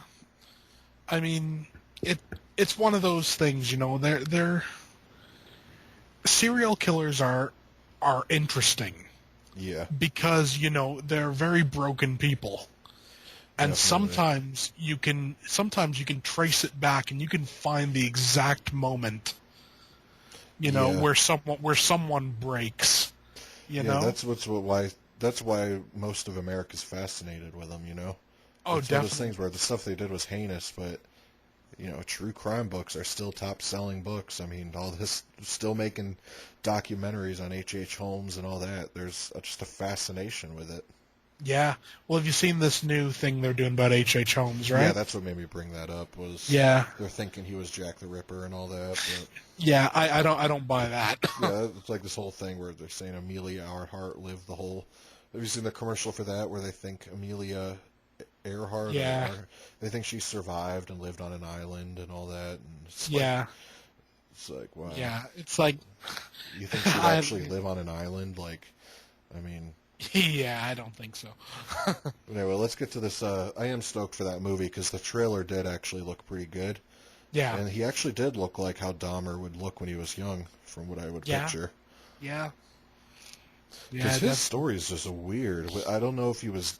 Would you consider him gay or not? Because they never said for sure if he was, but he was picking dudes up from gay clubs. But I don't know if that was just because it was maybe easier to... I don't know. I really don't know. He's a strange... Yeah, and then I remember I watched some documentary about that his parents made or something called Raising Dahmer or something, and they were saying they knew he was killing animals and stuff at a really young age and all that. And they should damn well done something about it then, shouldn't they? Yeah. But that's one thing that I always find with like serial killers. You know, people always go like, you know, well, why didn't anyone see anything? And it's like, people see stuff as people do. You know, but you need, I don't know, you need to... How do you prepare for something like that, man? I mean, it's one of those things where it's like, if you're a parent, even if you thought your kid was a serial killer, I mean, you'd probably be in denial. I mean... I'm sure. The closest thing I've ever seen done, and that was in on Dexter. Yeah, where the dad was kind of owning the skills. Yeah, he realized what his son was. Yeah. You know? And he saw it and he was like, okay, you know what? Like, this is what you are. We got to deal with it. Yeah. And, you know, admitted it probably wasn't the healthiest way he went about doing it. But if there's no other way to do it, I mean, you might as well have him killing the bad people. But whatever. Yeah. Yeah. But the last piece of news was obviously the big one. Well, kind of big. The It trailer. The official trailer, even though we've had 5 trailers before this. But we finally kind of got a sound of what he would sound like. I dig it. His voice? Yeah. It's like more of a sinister. It's not like Tim Curry had like a mobster type voice. Yeah. Like hello, like a smoke. Like almost you could picture him smoking a cigar or something, you know? Yeah, yeah. I find this voice that he's using really. I don't know the word to use to describe it, but it's like sinister, man. He's like, take it. It's sinister, but in a way you could also see why a kid, like a little kid, would you know, go with it. Yeah, when I first saw Pennywise, the new one, like, remember when they first released the image of how he looked in his full costume and everything? Yeah. I gotta say I wasn't really impressed. Like, Me neither. It looked alright, but his head looked weird. The forehead I thought was really weird looking. But I gotta say though, like seeing him, what I do like about it is they made his eyes like glow. I love that. Yeah, I know when you see his head pop up in the drain, like the eyes are the first thing you see. Yeah, I think, you know, like the new look has grown on me. Yeah. And I think the reason it is before, you know, when they first showed it or whatever, it was such a departure from the Tim Curry one. Yeah. You know, but what I like is, you know, the what he's wearing, for example, looks like traditional clown costume. Yeah, like you would expect from something back in like the 1800s or whatever. But that would make more sense with the story, though. Yeah. And what do you think of the part in this trailer, though, where... Remember in the original miniseries, there are actual photographs they're looking at? Yeah. Where this one, did you notice it was like drawings? Like something you would see in a book about witches in the 18th century or something? I think that's kind of cool. Yeah, it's more realistic to me, because... Yeah, and it I'm sure they're going to put the photos in as well. Oh, Georgie's photo and stuff? Yeah, I'm sure they're going to have stuff like that. But I think what's neat about it is it's like... It shows the sheer length of time back that he must have been there. Yeah. You know, that like this is how he was recorded back then. Yeah. You know? You don't hate to say it, but I think like I feel really terrible saying it, but I think this Skarsgård guy I think he plays it more creepy than Tim Curry, like by a long shot. Well, he does, And I definitely. feel bad saying that because Tim Curry killed the role. I loved the way he looked, loved it. Oh, yeah. But man, this was it. Some Bill Skarsgård or something. Yeah. He's creepy as it. Like when you see him, remember when you see him like unfolding himself from like the cabinet, or he's in something. Yeah. And he's like unfolding himself. Yeah. Like that was eerie. Like even just seeing him like just peek his head in that drain. Remember the kids are standing there, you just see his head peek out. Yeah. That was really eerie. I think what the thing is Tim Curry's one was more, how can I describe it? It's almost like it was more for the, like, what's the word? I'm trying to think of how exactly I mean to put this.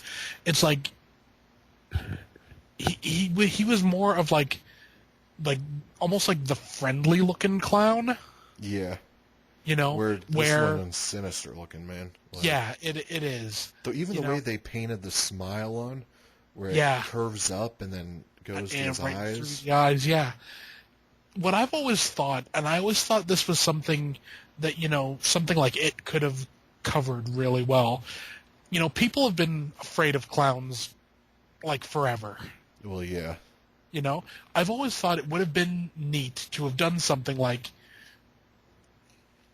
the reason you're scared of like clowns and you find them creepy is because that whole look, like the white skin, like big smiles and everything, is actually like a demonic form or something. Well, they kind of went into that with the movie Clown.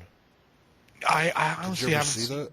No, I've been wanting to pick up the Blu-ray because we only got the DVD. Because that movie is basically what you just described. Yeah, that's cool, they're demons. That was the whole intention of them.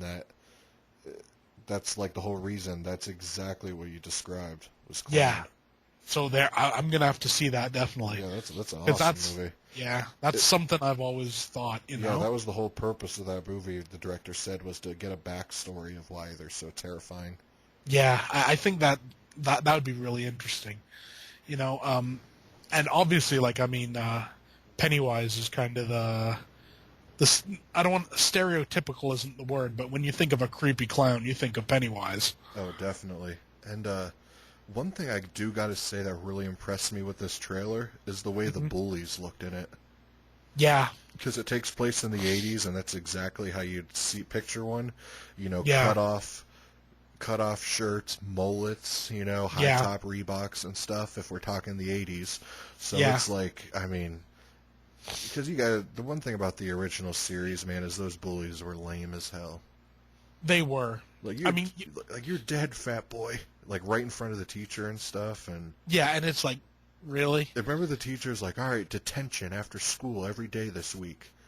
Yeah. Except when the fat boy's walking home from school, the bullies are there chilling, waiting for him. It's like, well, what is the detention? Like -3 minutes or something?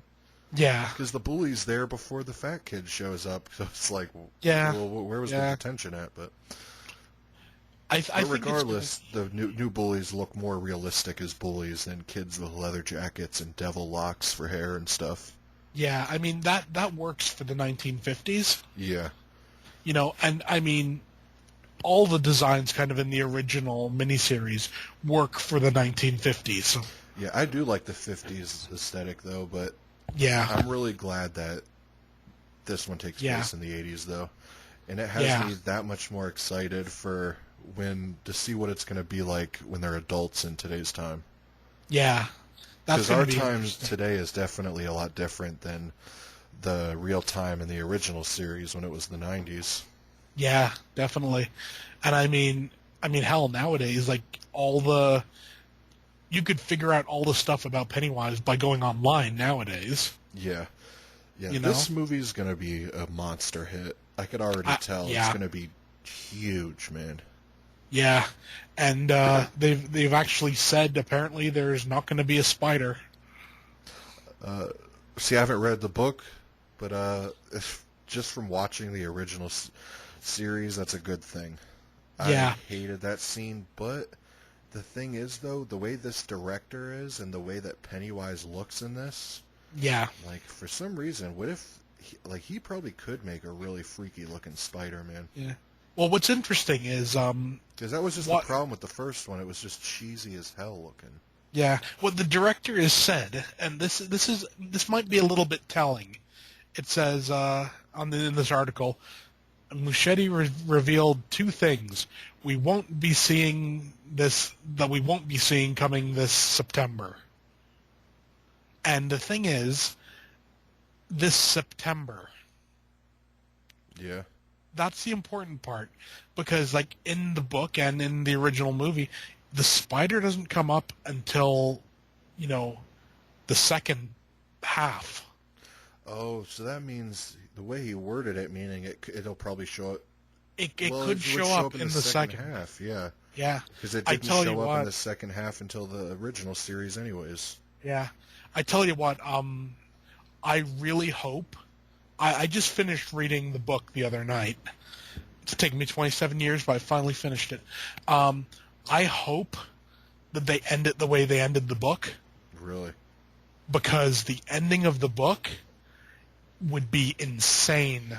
In all seriousness, how long did it take you to finish it in this most recent sitting? Because I got it sitting by my bed now, and I'm still leery on even attempting to read it because it's so thick, man. I know. It's taken me a couple of months because I have a tendency with really big books to read a chunk and then stop.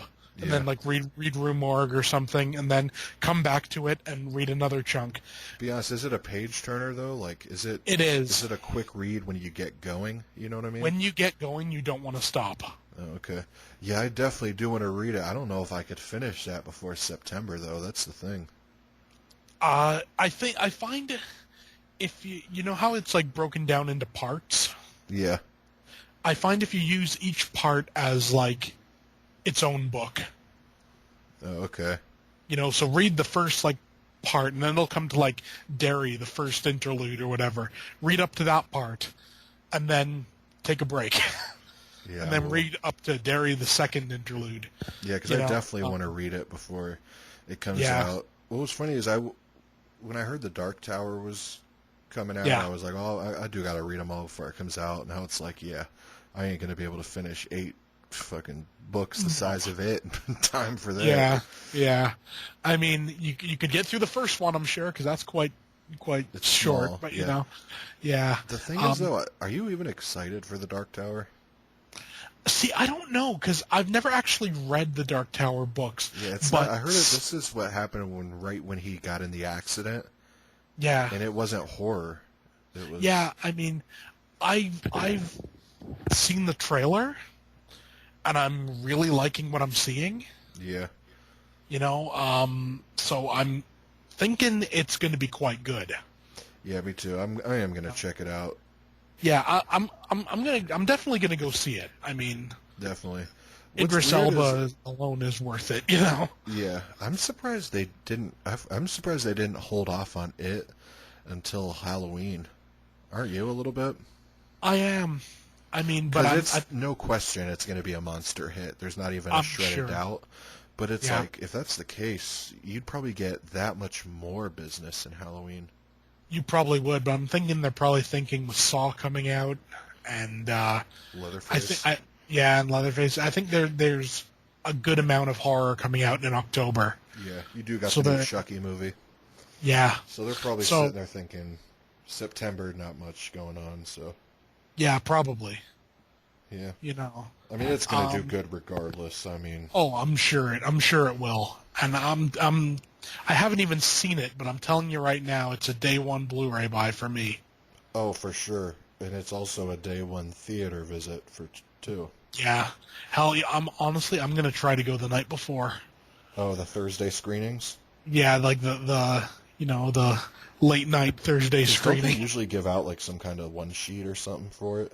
Sometimes they do, yeah. And honestly, I love the poster Was it just the hand holding the balloon out? No, the one where you got like Georgie stood there, and you got Pennywise there, and he's holding this balloon. You can't see his face. Yeah, that's what I'm talking about. Yeah, you can just see it slightly through the balloon. I love that poster. Yeah. I've been looking online to see if I can find somewhere to buy it. You think that's going to be the theatrical poster? Like, you think that's what's going to be on the Blu-ray cover and stuff? I hope it is. Yeah. Because honestly, there's so much in the giant floating heads, definitely. on movie posters, and I hate those. I really do. And that's it's just such a classy looking poster. Yeah.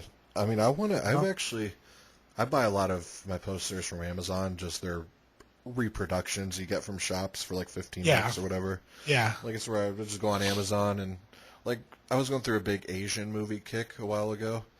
Yeah. I had, like, typed in audition poster and got a reprint of that. Like, I don't know if you see my videos, like Tale of Two Sisters and Itchy the Killer. Yeah. Like, I just had all those sent, and they look awesome. But I was looking for an It one of the original one. Oh, yeah. Dude, I can't find it for some reason. I know. It's not easy to find. Yeah, even like a reproduction of it, like... I know, you would think, especially now. Yeah. With the new one coming out, that they'd go out of their way. Yeah. Yeah, because that's one of I like collecting posters too. Yeah. I mean, I'm running a lot out of room, but especially since a lot of these Arrow sets come with posters, like that Donnie Darko set came with a Donnie Darko poster that's badass.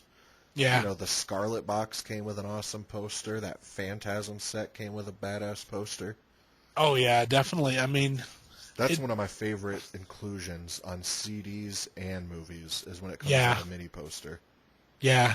I got the one framed for Lady Snowblood. Oh, yeah. I love that. That's just one of those really simple, clean, classy-looking posters, Yeah. See, that, like, I'm like OCD when it comes to posters, though. Like, I need them framed. Oh, yeah. I'll just keep them in the tube until I get a frame for it, because there's something about just tacking them to the wall that I don't like, Yeah, yeah. I find it depends on what it is. Obviously, like if I've spent like $4 and bought like a poster. Yeah, I'll just stick that up anywhere. But like like a Halloween poster that I have, I had that framed for a long time. Yeah, that's at the point where you can go into Walmart and get a frame for $10, 27 by 40 frame, $10. Yeah, and just slap it in. There you go, done.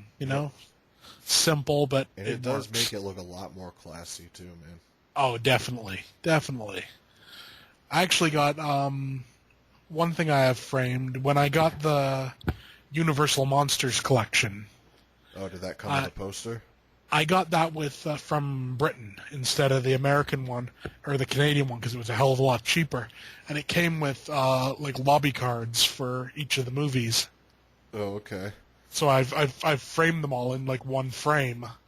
Oh, that's a good idea. And it's it made use of a big frame. Yeah, that's a good idea. I mean, with stuff like that, it is hard to find frames for. Like Severin, they released Dark Water and The Other Hell on the same day. They're like these nun-sploitation movies. Yeah. I'm sure you've heard of them, but I guess Severin was at some convention when those movies got released and had the director Mario Bano of Dark Water, and the guy who directed Troll 2? Yeah. Well, he wrote The Other Hell. Yeah. So Severin had those two people there, the guy Troll 2 director and the director of Dark Water, and they had him signing stacks of just the cover art, like not a case, but just the cover art of those movies. Yeah. And I had already pre-ordered those two Blu-rays, and like a week before they were going to ship, it was like, oh, we now have this option, and it showed a picture of him signing them. It said, for $10 extra, we'll ship you the movies, and then we'll also include both artworks signed by the directors too. Yeah. So I was like, oh hell yeah, $10 for the director of Troll 2's autograph. I'm like, hell yeah. And then Dark Water. I mean, I hadn't seen it at that point, but it's an Italian nun demon movie, so Yeah. whatever. But anyways, they sent them to me, and I just bought little tiny frames for them, and they Yeah. look awesome. Yeah, I mean, and it just gives it, you know, like a bit of a different thing, you know? Yeah. Yeah. Anyways, Yeah. what are we, about 2 hours in, still on the news? Yeah. Well, it's apparently been a big news week. Yeah, I know. But let's get into some of these releases. Yep. There's one, I forgot to put who's releasing it. Oh, Unearthed Films is actually releasing this. And Mm-hmm. it's a movie I heard about, and it's coming out in August. It's a movie I heard about 2 or 3 years ago, and I wanted to see it, called Mm. Three Tears on Bloodstained Flesh. Yeah, I saw the trailer for that. Yeah, is it? I haven't seen the trailer, but is this like a Giallo feel? Because it sounds exactly like a Giallo name. Yeah, yeah, it seems to have that kind of feel. Yeah. Yeah, I'm gonna grab it. Not day one, but I am, just because a Giallo Yeah. film coming out from Unearthed Films. Yeah, it's going to be kind of sick. Yeah, and I'm a big fan of Unearthed. So am I. The I only mean, time I've been let no. down is that Red Room. Yeah. Well, I think with Red Room, it's one of those things. If you know what you're getting into when you get it, Yeah, I think if you're, and let's be honest, unearthed films aren't usually the most cheap. yeah, they're expensive. Yeah, so When I think of Unearthed Films, though, I think of like torture movies, though, for some reason. well, I mean, Like Atros and all that, and the guinea pig movies, and yeah, most of their stuff seems to. And then Lung. Did you ever see Lung?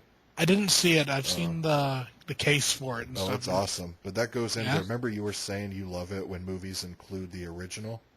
yeah. Did you know Lung is actually the second one, and it includes the first one as the bonus disc? I had no idea until I ordered it. Lung is the sequel of another movie.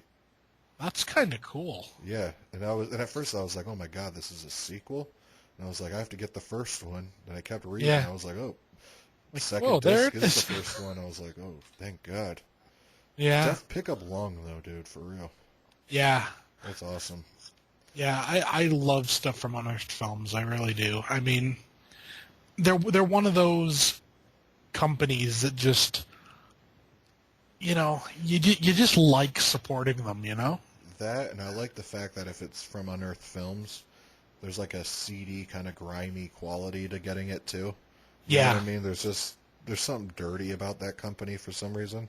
yeah, and it's awesome. Yeah, I mean, 100 Tears is awesome too. I love that movie. I Yeah. really do. But this next release, it actually just came out 2 or 3 days ago. I'm definitely picking it up because the price is right. The Warlock trilogy on Blu-ray from Vestron. Yes. Yeah. I haven't seen the third one, Armageddon, but I saw the first two. I haven't either. I love the first two. From what I've heard about the third, I heard it's garbage, man. yeah, I've heard that too. But the completionist in you, Yeah, you I'm want the it, same right? way. And it's one of those things I've also heard everybody say Wishmaster 3 and 4 are garbage. And there's things I like about both of those. Yeah. I found the problem with Wishmaster 3 was, and Yeah, that's 3 the and worst 4, one, man. that they changed the actor, Well, yeah. Andrew Divoff or whatever, to Yeah, it was whoever weird the other one was. when I first watched those sequels. I had liked the third one a lot because I like school settings and like college settings in movies. Yeah. And Yeah. I liked that aspect of it, and the fact that that was Sean Connery's son playing Yeah. the main teacher dude. Yeah. It was just, I did like it, but watching it again when the Vestron released that Blu-ray set, Yeah. they're not that one was actually the worst out of all of them. Yeah. I always remember when I saw the first one. I saw the first one in theaters, actually. Of Wishmaster or Warlock? Yeah. Wishmaster. Dude, that's I think that'd be a perfect choice for if you're just getting into horror. Definitely. Because there's Definitely. it's exactly like Hatchet. There's so many horror actors. Yeah. It's almost like that was Hatchet before Hatchet. Yeah. I remember seeing it in the theater and just, having a really good time. Yeah. No, You I know? love that whole thing, and I love the sequel just as much, if not more. Yeah. Like I wish my lawyer would go fuck himself. Then the lawyer comes in, he's like, "Good news, we got you free." And then all of a sudden he dies, and he's like, "What about my case, dog? What about my case?" Oh man, what I liked about it was the fact that, you know, like the first one, for example, like the way it ended, you know, it wasn't like some giant fight or anything. It was literally her Him getting summoned back into the like stone. like undoing the like the original wish or whatever, almost, you know. Yeah, that's my favorite shot of the film, though. Remember where you see what it's like inside the crystal? Yeah. I remember the camera slowly kind of is going down that corridor. I remember you see Jin or whatever. Remember he turns around real quick and looks at the camera. Yeah. And it just goes to black. But that look he gives is creepy, dude. I remember the first time I saw that movie, like, the movie didn't creep me out at all. I mean, it was kind of laughable, but it was really good. Yeah. But, dude, that last scene, I was like, wow, that was actually a really evil look, man. Yeah, I just love that part where, like, right at the very beginning, also where the Sultan or whatever is there, and he's like, "Show me wonders," and then like there's like this scene where it's actually in Egypt or India or Yeah. whatever. and Dude, there's that like was awesome.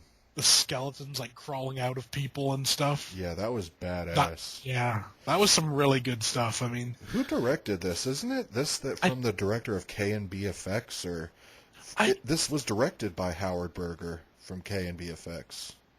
Yeah. I know it has something to do with Wes Craven. Oh, he produced. I don't know whether he just produced. It's a Wes Craven Presents, like, you know, just like how he presented like Carnival of Souls remake. Yeah. It's that kind of thing where he just put money in his name. Yeah.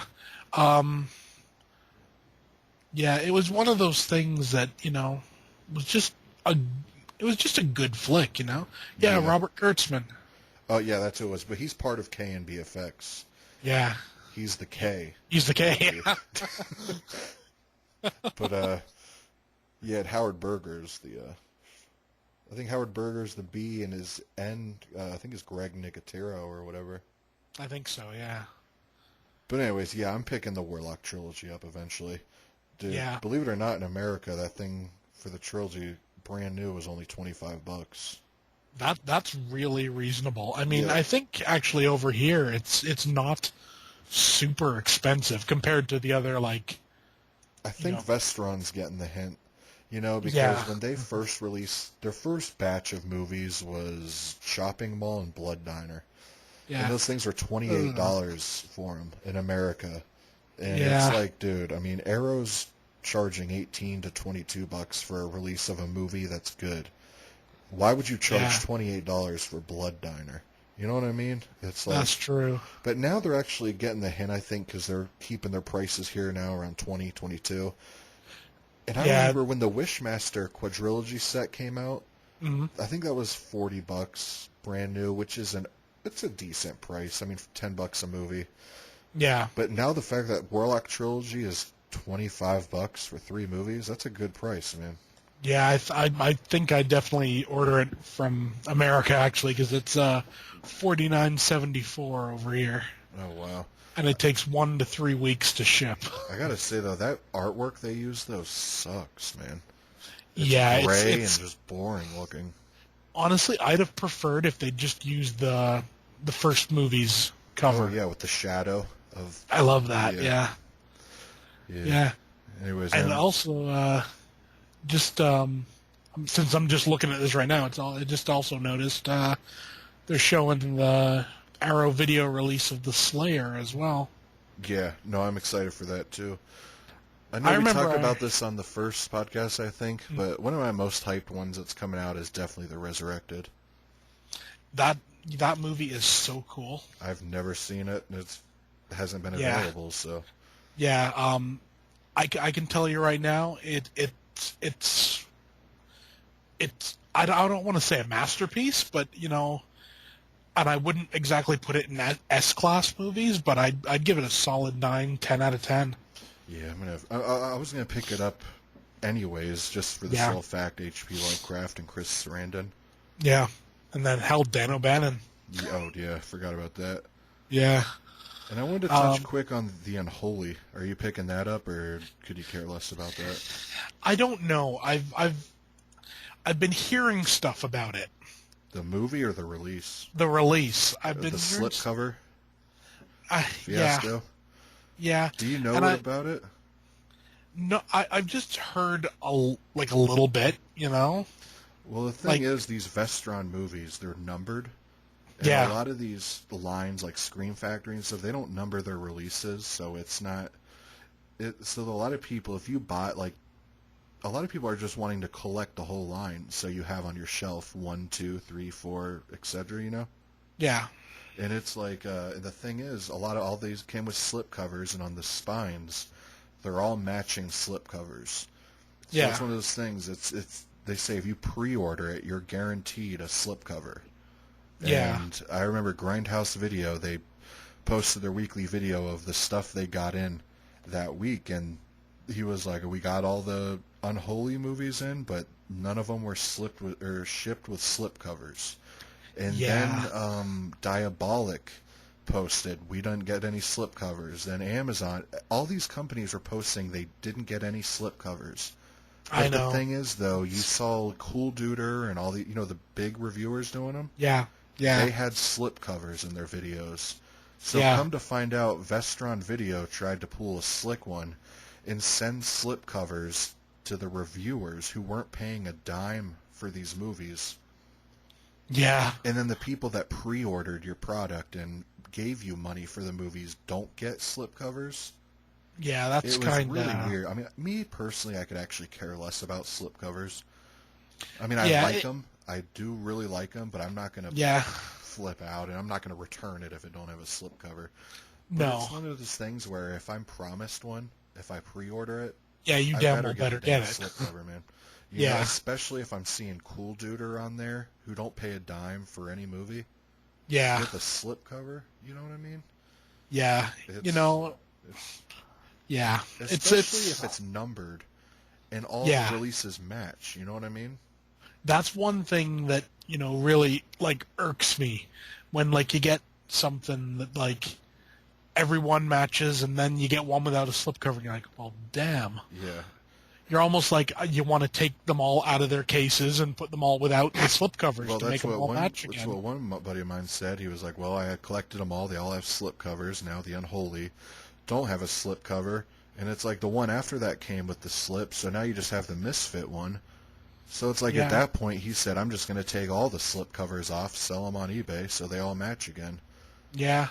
Well, But it's maybe like- maybe Vestron should do something where the Vestron releases where you could order slips separately. Either that or just do away That with would the be slips. cool. Just do it like Unearth does with their special editions. Have that tri-fold thing. Yeah. It doesn't slide into a slip. It's just the tri-fold. You know what I mean? Yeah. Yeah. It still looks flashy, still looks good, still feels high quality. I mean, Yeah. but regardless, I mean, it's one of Yep. those things where that was really shady. Especially Yeah. when the companies... The Unholy was another one that was like $27. Yeah. So first of all, you have to deal with the eco-friendly case Ugh. when you're paying $30 for a release. Yeah. To put up with the eco-friendly case kind of sucks. But then on Yeah. top of that, not to get the slip cover, it's like... Yeah. That's just kind of it's like you've fallen over. Someone's walked up to you and then punched you in the balls as well. I know, man. It's plus just this insult to injury. Yeah, this Vestron series too, man.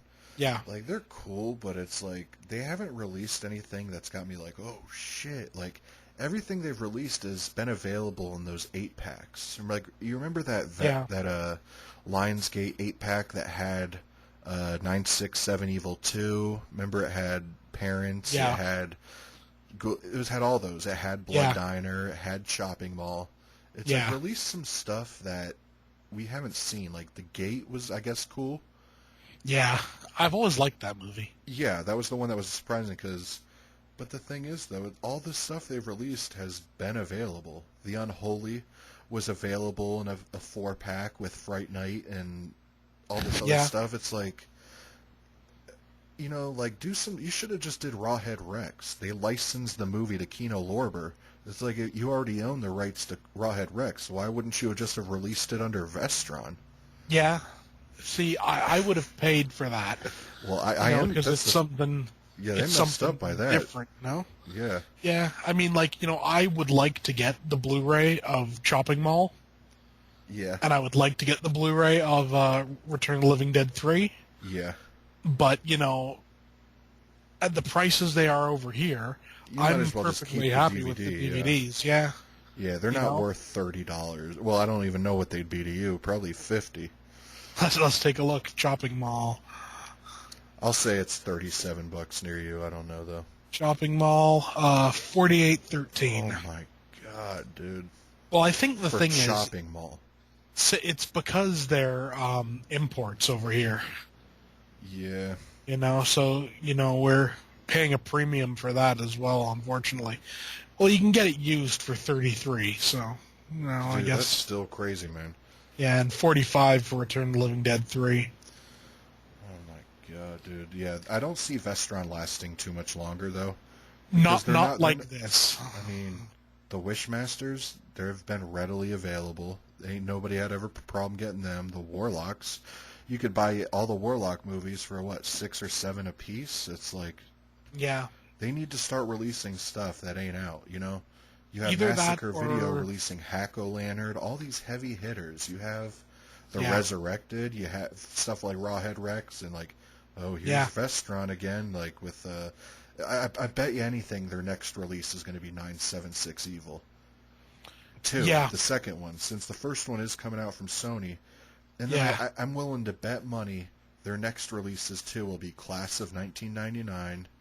Yeah. It'll be stuff that we've already seen, and they're not releasing anything new. No. And I mean, there is a market for, like, for the older stuff, but you got to be reasonably priced as well. Yeah. And they're kind of I'm looking at them now. The cheapest one I see over here is Waxwork 1 and 2 for $29.11. You know what's funny is I think that's one of their strongest releases. Well, maybe that's saying something. Yeah, that double feature though was that was readily available too, but I love the first Waxwork a lot. So do I. The second one was something really likable about Zach Galligan too. Yeah. But this next release, I saw it in Best Buy about 3 days ago, and I was really tempted to get it, just because I've heard it looks better. Is that Tales from the Crypt box set? Yeah. I mean, I have them all on single seasons though. Yeah. But what I did hear though that they printed these on new discs, not Blu-ray. But I heard there's something like they look better than the original season sets, but I just don't see how that could be. You know what I mean? Like the season sets in the actual case look the exact same. It's like they just took a giant sleeve, like the Halloween set. Yeah. They just took a big sleeve with Crypt Keeper and put it over the season sets. It's the black cover with the yellow font and everything, right? It's actually really lazy looking, yeah. Yeah. But they want like $100 and something bucks for this thing. Yeah, I'm looking at it right now. $174. Oh, dude, that's as crazy, opposed man. to $119 for the original set. The thing is that and those are some cooler looking covers too. I know. Well, that too, and it's also you can go on Amazon. I'm sure you. Well, I don't know about Canada, but they have packs like the first and second are available together here for $20.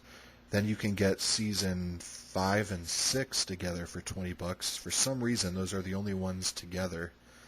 And then all the other seasons are $20 a piece. So no matter what, you can get the whole entire series for $100. Yeah, you see, and like, let's be honest, that's reasonable for that. It's a monumental show. I mean, it's amazing. It's hours upon hours of entertainment. It's worth $100.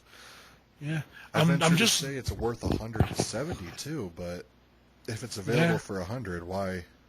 Well, I tell you what, right now I'm just looking on Amazon, and there's a German Blu-ray of it.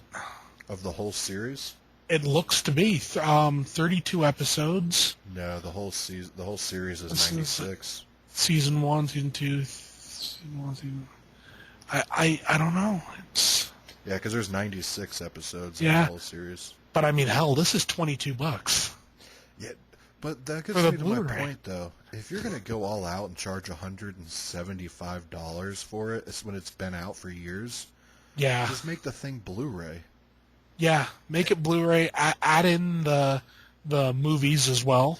Yeah, and it's one of those You know? things where even if it was Blu-ray, Yeah, $175 is still steep, man. yeah. I It mean, is. Twin Peaks wasn't that, and that included the movie. I mean, Yeah, every yeah, The Sopranos isn't even the Blu-ray set of Sopranos ain't even that, and it's like, what? These are just re-releases of DVDs. I don't understand that. yeah. Like, if I these were Blu-rays, they would have been a day one purchase, even at that price tag. yeah. But I mean, you could understand, 170 for that many Blu-rays, Blu-rays. yeah. You know? But the thing is, though, I already have all the season sets, and I have the Scream Factory Blu-ray of the two movies, and I Yeah. have the double feature Blu-ray of the Amicus ones too. So Yeah. I tell you what, I'm seeing something right here, which is kind of weird. You know the third Tales from the Crypt movie, Ritual? yeah, that's the only one I don't have. At this price, DVD copy from 2001, a 74.41. Yeah, it's out of print. And what sucks is I That's saw it at crazy. FYE like a year or two ago for like $4.99 used. Oh man. But I had no idea that's one that would be out of print.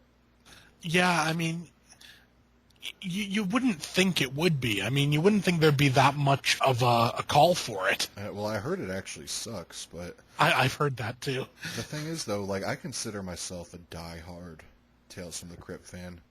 Yeah. Like, when I was young, that was my favorite show. Like, when I first started collecting movies, Yeah. that was one of the first things I have ever got for my collection, was all Yeah. the season sets.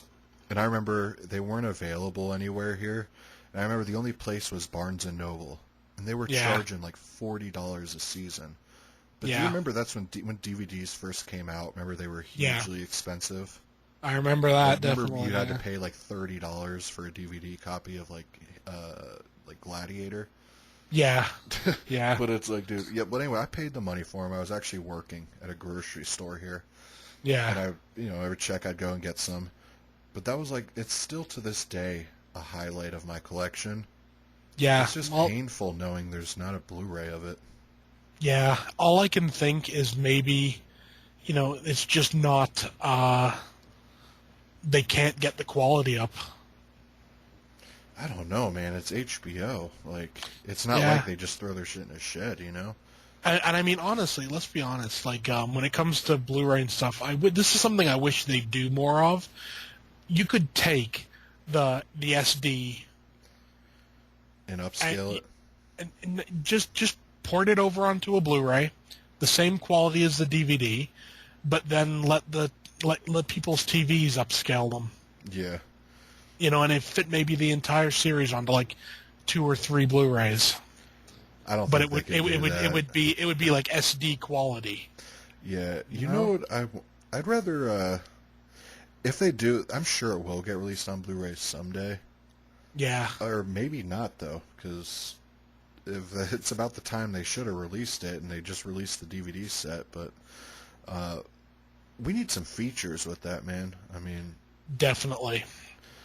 I mean, it's the first season did come with that feature-length documentary about the Yeah. comics code and horror comics in general, which I Yeah. watched a lot back in the day. yeah. But I'd like some commentaries on notable episodes, and Yeah, I'd like a documentary that was made like now, Yeah. highlighting on the legacy and whatever. Oh yeah, well I mean you get those guys like they did the documentary for You talking about Red Shirt? no, They do the like ones the that Pet Cemetery documentary and the ones that did Creep for Show. Return of the Living Dead. Yeah, I think that's Red Shirt Pictures, man. Is it? Yeah. Well, yeah, They do all the they special features for these companies. They do a great job, and so do the people that did the one for The Exorcist, The Fear of God. Oh, I don't think I saw that one. That's on the Exorcist Blu-ray. The And 40th anniversary one? yeah, I think it's on pretty much all of them. Oh, okay. It's like a feature-length documentary. It's awesome. Is it weird? I Genuinely don't awesome. have a Blu-ray copy of The Exorcist. I still have that 2000 Snapper Case DVD, the version you've never seen. Wow, really? That's the Yeah. That 40th anniversary edition goes for like Yeah. $50, dude. Well, you know what the secret is there, then, right? What? You just buy the box set. Yeah, I know, but the thing The is, box though, set man, has the 40th anniversary in it. really, Yeah. man, I do. The thing is, though, I bought the Scream Factory edition of Part 3 because Part 3 Yeah. is actually my favorite out of all of them. Yeah. And that cover for the Scream Factory edition of Part 3 Yeah. beautiful, man. That's another It one is. that uses that purple Yeah. shading and stuff. It works really well. I mean, I got that along with the box set, so Yeah. I keep them together. As long as they're not using that artist that does the Land of the Dead, and as long as they're not using that artist, I'm fine. That artist is I'm not sure who he is, but He did he the has Species one too. he has a certain style. It's like really And simple and modern looking, and I don't yeah, like that. for I some like the stuff, detailed it painting works. covers. Oh yeah, I like the old like Drew Struzan style, like the old Star Wars posters and everything. Yeah, that. But I'm talking about like even Scream Yeah, Factory, like the artists they used for Leatherface 2, or the artists they used for Black Christmas and like The yeah, Burning. Like I like yeah, those kind of art. I don't like the stuff that yeah, looks like it was done on a computer. yeah, Like, oh, this is the font we used for Land of the Dead. Let's put a little, computer generated looking zombie. I don't like that. yeah. I mean, it's the sort of thing. There are times when it works, depending on the movie. I find, Yeah. but there are other ones that just you need to go with painted. Right. Have you seen the cover for Species, the Scream Factory one? Uh, It's really simple, just has her in her alien form, but it's in that same art style as Land of the Dead. Species. Let's just take a look. That's like the only one by that artist that's decent. Like, I do kind of dig that cover. Mm-hmm. And then that guy also did the cover of the Steelbook exclusives for those John Carpenter movies. Yeah, And those yeah. I'm Steelbooks seeing look the shitty, man. yeah. I'm seeing the Species one now. I It's tell you alright what, looking, probably. I mean, it's okay, but there's another one that a painted one yeah. that was I don't know if I can't see it here, but I have it somewhere, and it looks quite good. Yeah. It looks better than that. Yeah, We'll but say that. that's my point, though. But you got to admit, the realistic artists that are doing, like, Texas Chainsaw 2, like, those Yeah, covers are so much better than these new covers Scream Factory's putting out. yeah. I know what you mean. It's one of these things where you'd think, too, Scream Factory, they're slacking, a little bit. They A little were bit, digging at yeah, the bottom of the barrel for a long time. yeah, Focusing a little bit too much on IFC. Um, yeah. so it's like, if that's the case, you at least got to put some banging artwork on it, man. It's like, if you're digging at the bottom of the barrel, why would you put, like, really bland, boring artwork on them, too? That's true. Definitely. Like, but the thing is, though, they've been impressing me recently. Like, Slither, the new art Oh they yeah, use for that is awesome. yeah, The new art they use for Resurrected, I like. yeah. Obviously Misery. I'm Yep. praying they do something amazing with the Strangers. Yeah. Well, they're gonna have to. I mean that. Excuse me. That's such like an iconic. Like even the standard cover is just so iconic Yeah, that's what has me hope. that Because, like, even regardless, I could still flip it and have the original cover. But the thing is, though, I hope they get a highly detailed artist like the guy who did People Under the Stairs and stuff. Yeah. Someone that could draw, like, Liv Tyler really good, and someone that could draw the three killers really good. Yeah. Definitely. It's the sort of thing. they can be hit or miss with their covers. Yeah. Depending on. I mean, people have different You know, tastes. I mean, I'm sure there's people out there that saw that Land of the Dead cover and was like, "Oh my God, it's amazing." But yeah. Well, it's the sort of thing. I mean, if you go for the whole minimalist thing, yeah, and I mean, there's nothing wrong with, and it does all depend you too on know. what type of movie it's for. Yeah, exactly. Like if a movie came out in say 2003, I would kind of expect the minimalist cover. Yeah, But if something came out in the 80s, you got to yeah, have something, like that. yeah, definitely. I mean, there's certain stuff that just works. I mean, the whole painted posters, always work. Yeah.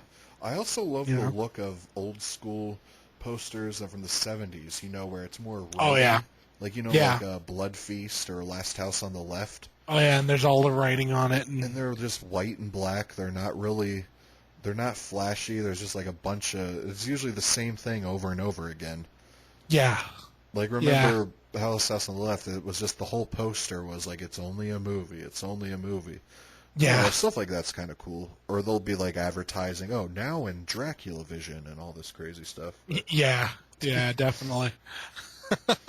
but this next release is one I'm excited for because I didn't see it on TV. I was waiting till this Blu-ray came out. And that's Yep. Ash vs. Evil Dead Season 2, coming out August 22nd. I'm so happy about that. Did I you hold mean, off on watching the Season 2?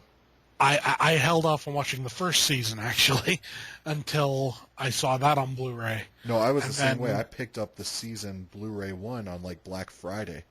Got yeah, it for like $5-6 yeah, with the slipcover and everything, and I loved it, dude. yeah. I mean, I thought it was let's be honest, it is Evil Dead 4. Definitely. And Bruce You know? Campbell's top of his game in this. Oh I love yeah, I love how raunchy they were with it too. yeah, And it was just awesome, man. I like Xena in it. One thing I do got to give to this show though is the hmm musical choices they use. yeah, Like there was like I remember me and my mom were watching it when I was up in Jersey, and I remember at the end of one episode he's driving away with his camper, and you hmm hear Ted Nugent's Stranglehold come yeah, on, and it went perfect, and right at the end it was just like, oh hell yeah. yeah. They definitely they know, you know, they Yeah. make the right choices musically, to say the least. Yeah, and I love the first one, but you know what got me real excited about this new one? Yeah, Ted Raimi as the best friend. that's reason enough right Did you there. see that in the trailer? Yeah, Like I guess and Ted it's like, Raimi has oh yeah, I guess Ted Raimi has a huge part in this season. that's cool.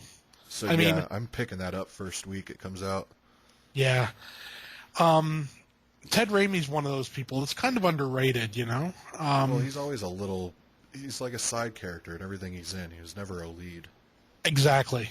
And, you And it's know, small, bizarre parts he plays. Like, remember Midnight Meat Train? He's in it for 5 yeah, seconds, gets slammed yeah, with a hammer.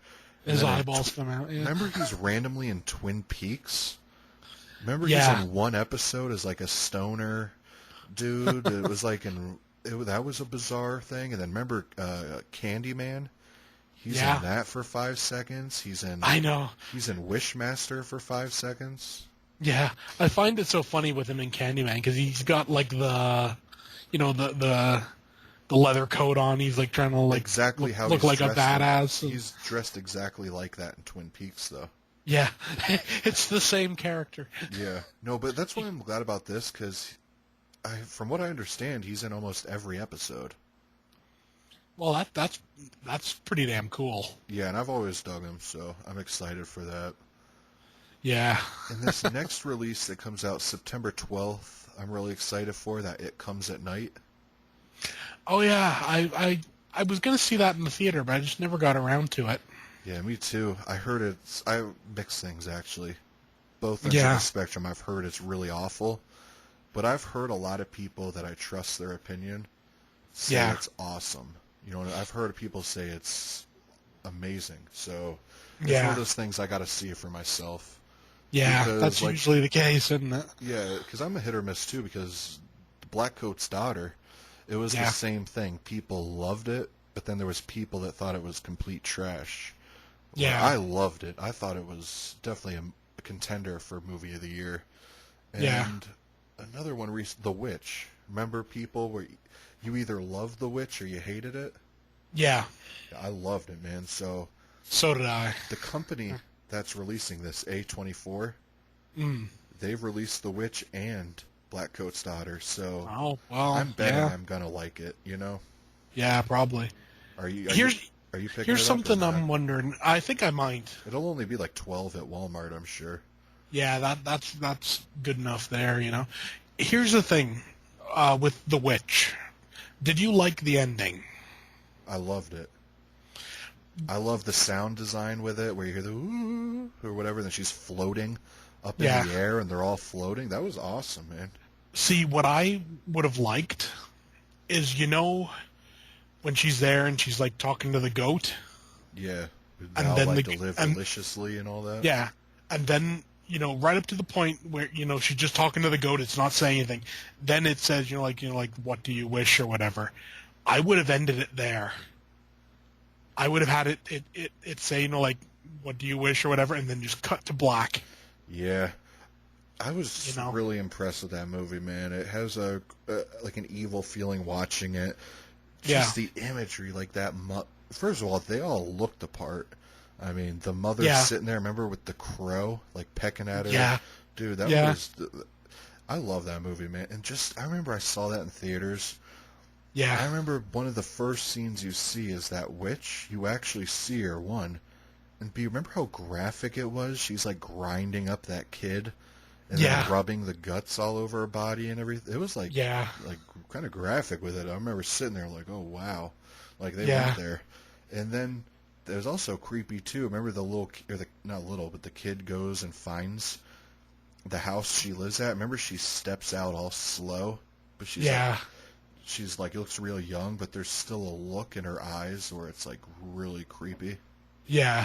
Like the look in the young witch's eyes creeped me out more than her like old form, you know? Yeah. Yeah. I know what you mean. Yeah. Well, I'm excited about that just because I like A24. Yeah. But these next two releases is another company. I haven't heard of either of these movies, but I trust the company, and that's Blue Underground's new special editions of Amsterdam and The Lift. Okay. I haven't heard of them though. Yeah, but I'm digging Blue Underground's doing those new 3-disc special editions. Like Manhattan Baby, The Stendhal Syndrome, and Deathline. Yeah. This seems like a line to collect, so I think I'm going to. Yeah.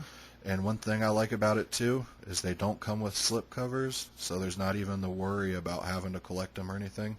That's good. I mean, And then the last release I have on the list here is I actually just got sent to me, and I'm really excited to watch it. The case looks beautiful, man. That's that Hack-O-Lantern by Massacre? Yeah. You picking that up or no? I think eventually I'm gonna pick it up.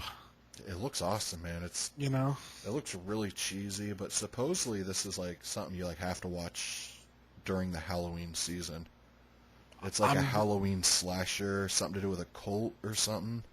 Oh, I always think it sounds like it could be quite good. So yeah, I mean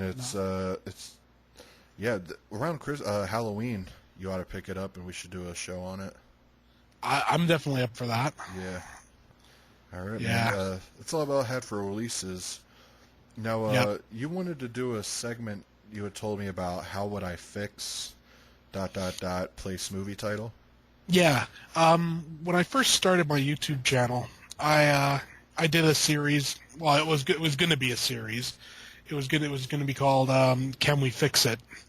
And the whole idea was, take something that like bombed or that people just really don't like. Yeah. And see, like what I could come up with that I think would have made it work better. And it's all well and good when you do it yourself, but when you're the only person coming up with ideas and everything, it's kind of, a little boring. Yeah. So, So you want to do your pick first of what? Yeah, sure. What movie you thought of it would have been? Yeah, you know what? I'm gonna go with what I went with on my first episode that I did. Yeah. And that was the Nightmare on Elm Street remake. What would you have done differently? Well, first Not off, have made it. wow, yeah. No, I'm just kidding. I'll go with what they did right. Yeah. I loved Jackie Earle Haley in it. Really? I really did, and I loved the Freddy Krueger design because it was different. Oof, man, I don't know about that. Yeah, I just really dug it. I thought he did a really good job, but I would take out all of the cheap humor. What do you mean by cheap humor? There was he had a few stupid little scenes, where she comes out and he's got the dog. He's like, I was trying to pet the dog, and the dog's dead. I'd have left that out. I would have made him just 100% pure, evil. Yeah, I just don't like the way you sounded. That you're all my children now. He sounded weird, man. He sounded like Rorschach. Yeah. They could have done a better job with the voice. I'd have changed up the voice a bit too. But I'd have kept him. I'd have kept the idea of the micro naps. Yeah. I thought that was a really interesting thing that was underplayed, and I'd have kept the design for the glove. Yeah. What I definitely would have taken out, though, was the CGI effect of him coming out of that wall. Oh. Especially when the original one from '84 looks so much better. Yeah. I tell you what, I'd go even further. I'd take out that whole scene. Oh, it should have even been there. I'd take out every scene that references the original. Yeah.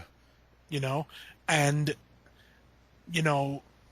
I'd have got rid of those altogether. I would have made it a completely, original film. One thing I would have done, this pisses me off to no end. The opening credits.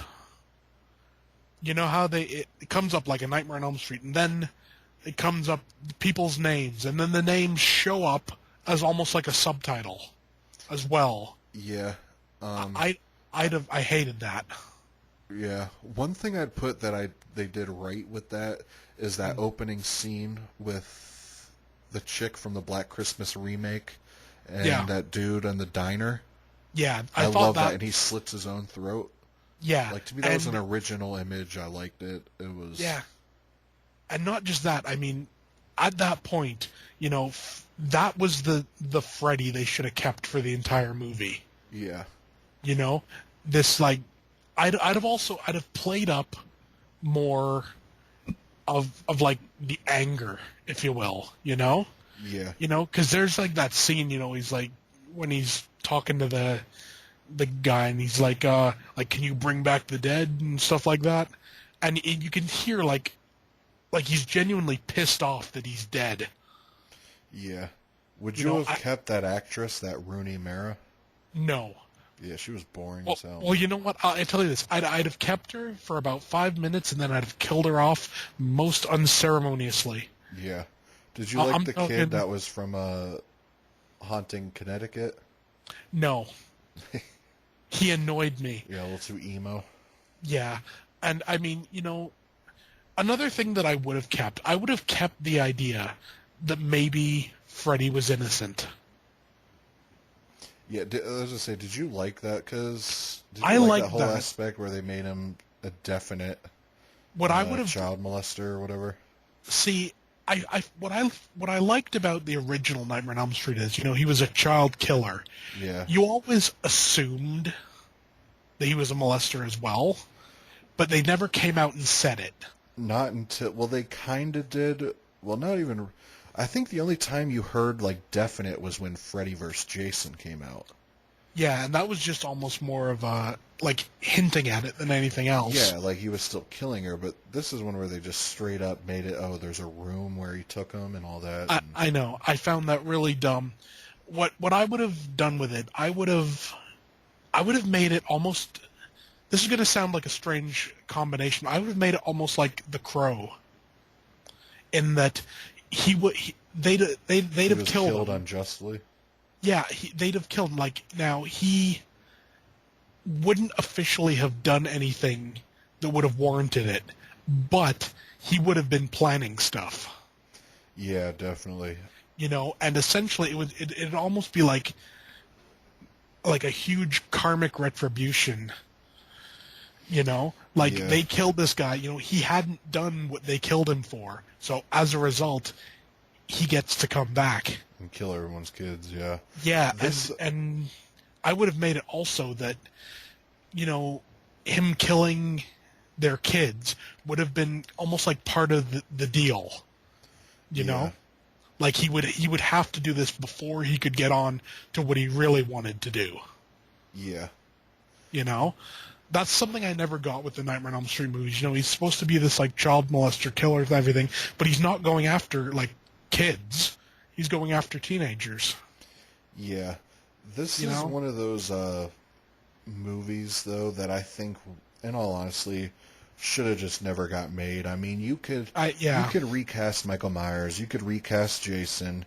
To a certain extent, you can recast Pinhead, and that's only because he's really only in all the movies for like 5 minutes anyways. Yeah. But Freddy, he was in the movie most of the time. He's in every single one, and it's Robert Englund. You know what I'm saying? Like, his personality is what you're seeing. So it's kind of like Freddy is, out of any horror franchise, if one shouldn't be touched, it's Nightmare on Elm Street. Yeah, I know what you mean. I mean, I even go as far to say don't even touch Pinhead. Yeah. But there's leeway with that because you don't really see him throughout the series anyways. Yeah. You more so see all the other Cenobites. So it's that could slide with me. But Freddy should be off limits. There's only one actor I think that should play him. Yeah. And if they're going to do anything in the future with Freddy, they ought to go with that idea that Peter Jackson came up where he's not he's old, people go dream just to mess with him. Have you heard that that idea that Peter Jackson wrote? Yeah, that he's like no one's afraid of him. They go there and they literally beat the crap out of him. Isn't that an awesome idea, though? That is. He manages to kill somebody in the dream, so the fear starts up again, and that's what they should do, because then you can cast Robert Englund. You know what I mean? But I think Robert's done though. I mean, personally, I don't think he'd come back anyways. No, what you could do, which would be interesting, because it's been done successfully before, you could get another actor to do all the physical stuff, and then, put Robert Englund in makeup, motion capture his face, and like digitally attach it to another actor. Yeah, even all that though, that's more effort than really what the movie is. Like, it's one of those things where at that point you ought to just do a Super Freddy spinoff and have the guy who played Super Freddy do a whole movie. Yeah. Well, you know what? Here's an idea. Animated. Completely. 100% animated. Like in a really dark style. Maybe. It may do good. I mean, a lot of people's interpretations of Freddy now are from Mortal Kombat. Yeah. So at that point, you might as well. Yeah. And then get Robert Englund to do the voice. Oh yeah, that would be. Because I am sure he would do it. Oh, definitely. If we literally just sitting in a booth. You could draw in so many Easter eggs, like Wes Craven Easter eggs and stuff in it. Oh, definitely. You could do it really good, and especially if you got like a good animation company, like whoever it was that did like Castlevania recently. Yeah. They seem to know how to do gore and everything really well. You get to be a realistic drawer.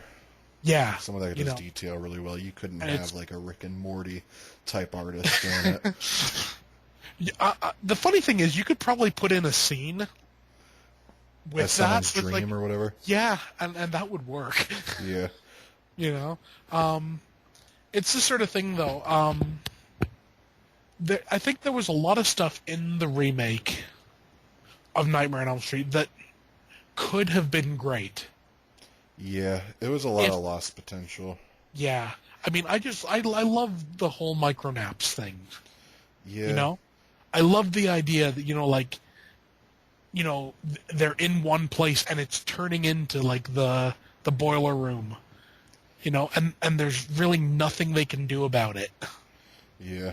I thought that was such a cool idea that was, kind of really underused.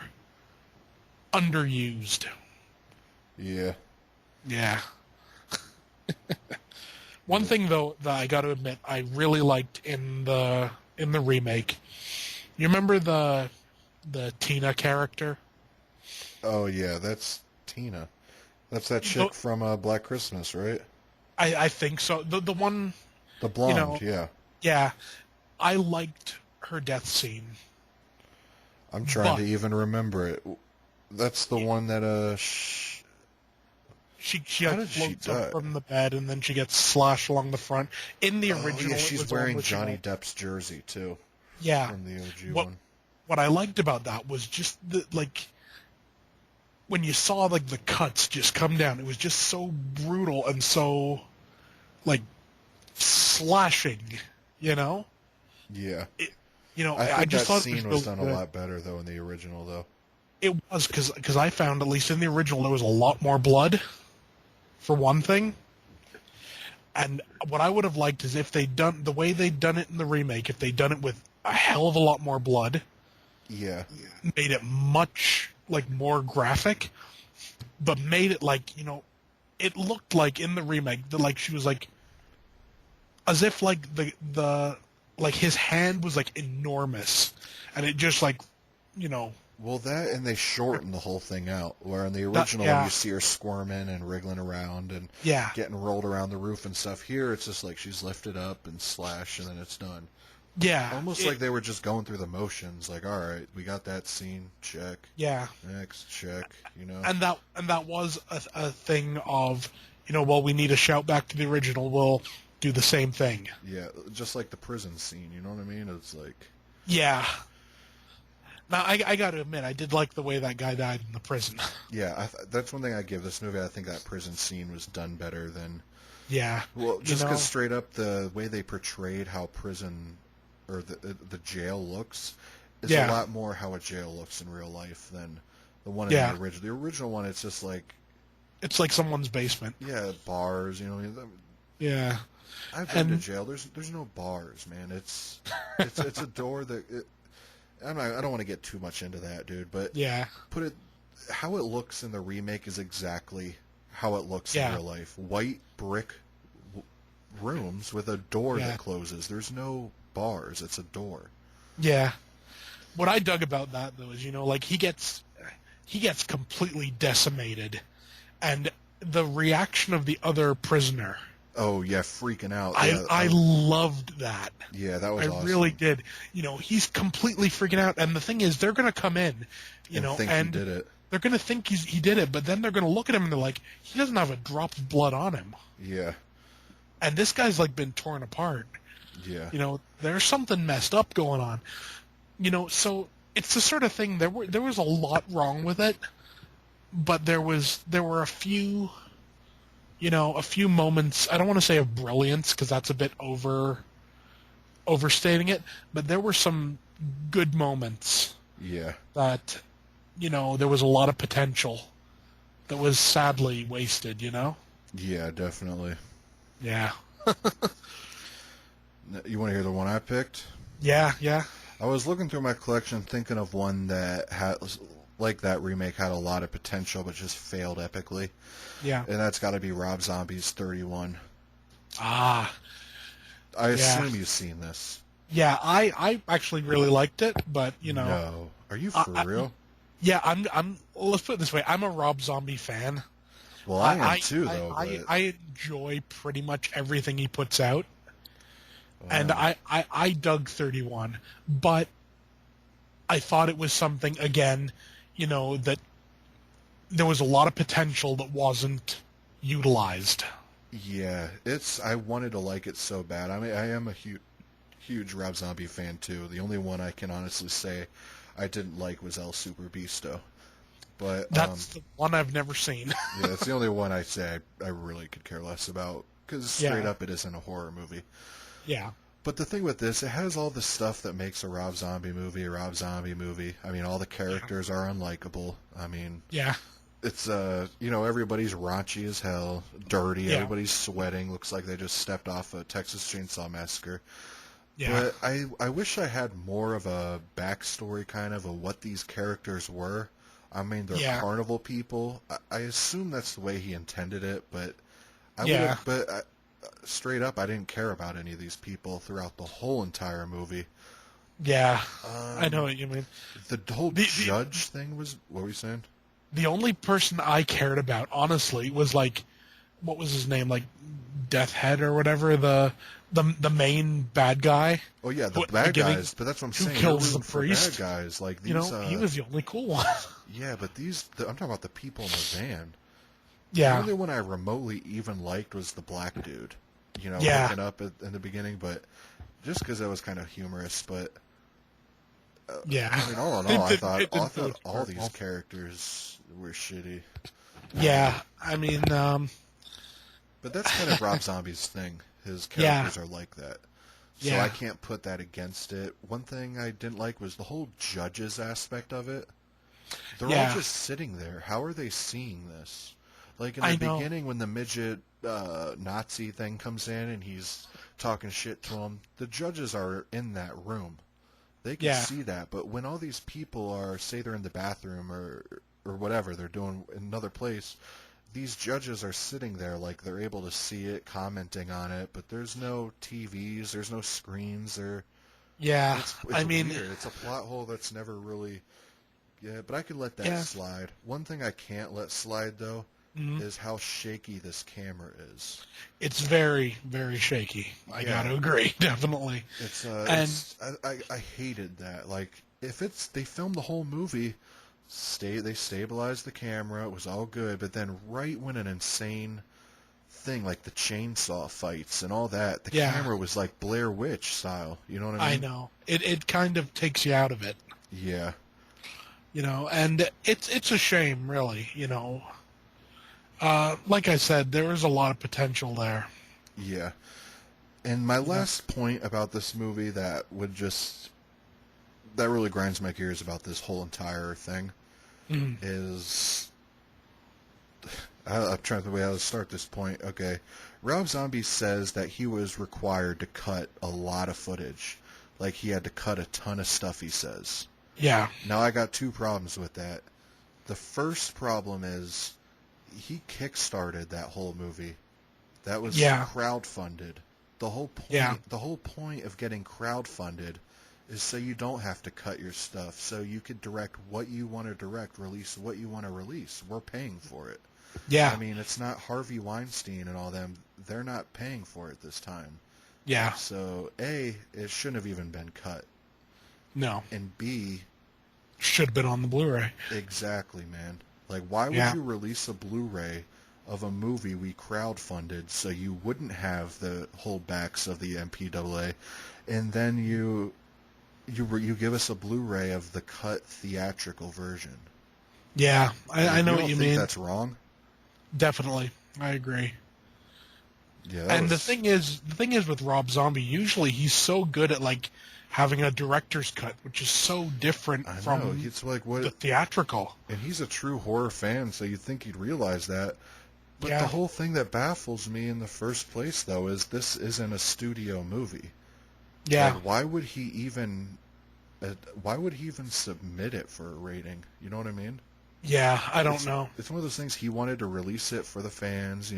He asked for everybody's money. It's like, don't even worry about theaters. You know what I mean? It's not like Yeah. you're going to make that much money there anyways. It No. was a limited thing. Just forget all that. Just release the whole bloody, brutal version on a Blu-ray, and it'll sell good, man. It's like, Yeah, you're going to cut this film to shit for 5 screens? You know what I'm saying? That plays it Yeah. for a Saturday night? yeah, But yeah. anyways, that's what I totally consider a agree. movie. How I would fix it. I just fix it all by giving the people what I originally told them I was going to give them. Yeah, yeah. I agree. I mean, like I said, I enjoyed it. but it's not perfect. Yeah, definitely. You know, It's and my least. especially It's my least favorite Rob Zombie film out of every single one, yeah, and especially like after you watch something like Lords of Salem, which I you know, love. yeah. What I loved about that was the fact that he didn't care. Yeah, You know, he filmed what he wanted and he put it on there, and that's what's in the movie. It doesn't all make sense. yeah, You know, it makes a lot more sense if you read the book as well. I gotta say, yeah, but it was obvious that no one was looking over his shoulder there. yeah. And one thing about Rob Zombie is normally I would say Halloween 2 is my least favorite Rob Zombie film, Hmm. but that whole opening scene of Michael Myers in that hospital just going to town, I you love know what I that. mean? Like, Yeah, remember when he's stabbing that black nurse? I And know, he's and just it's just so brutal with it. brutal. And then Laurie Stroder, she escapes and she's running out in the parking lot. You just see how brutal he is, just walking out in the rain and stuff. Yeah, That one scene right there made that movie better than 31 to me. oh, yeah, and I always liked in that when like when right at the beginning when the guys are in the ambulance Yeah. and they crash and then he Well, cuts off that guy's head. But Doomhead. yeah, he was one of the Yeah, he was the one in that van. yeah, he cut off his head with a piece of glass. I mean, Yeah. like that's brutal right there. I mean, And do you and it remember works. Doomhead was in Halloween 1 too? Remember those two uh at the asylum where Michael Myers was at? You remember those two Yeah, guys that go in, like they make yeah, fun of him and to sleep with him and stuff? yeah, Well, one of the two dudes in that room was Doomhead also. yeah. He's a good actor. I like him. Yeah, he's in that Ray Donovan show I was telling you about too. Well, He that's plays pretty a damn cool. mobster.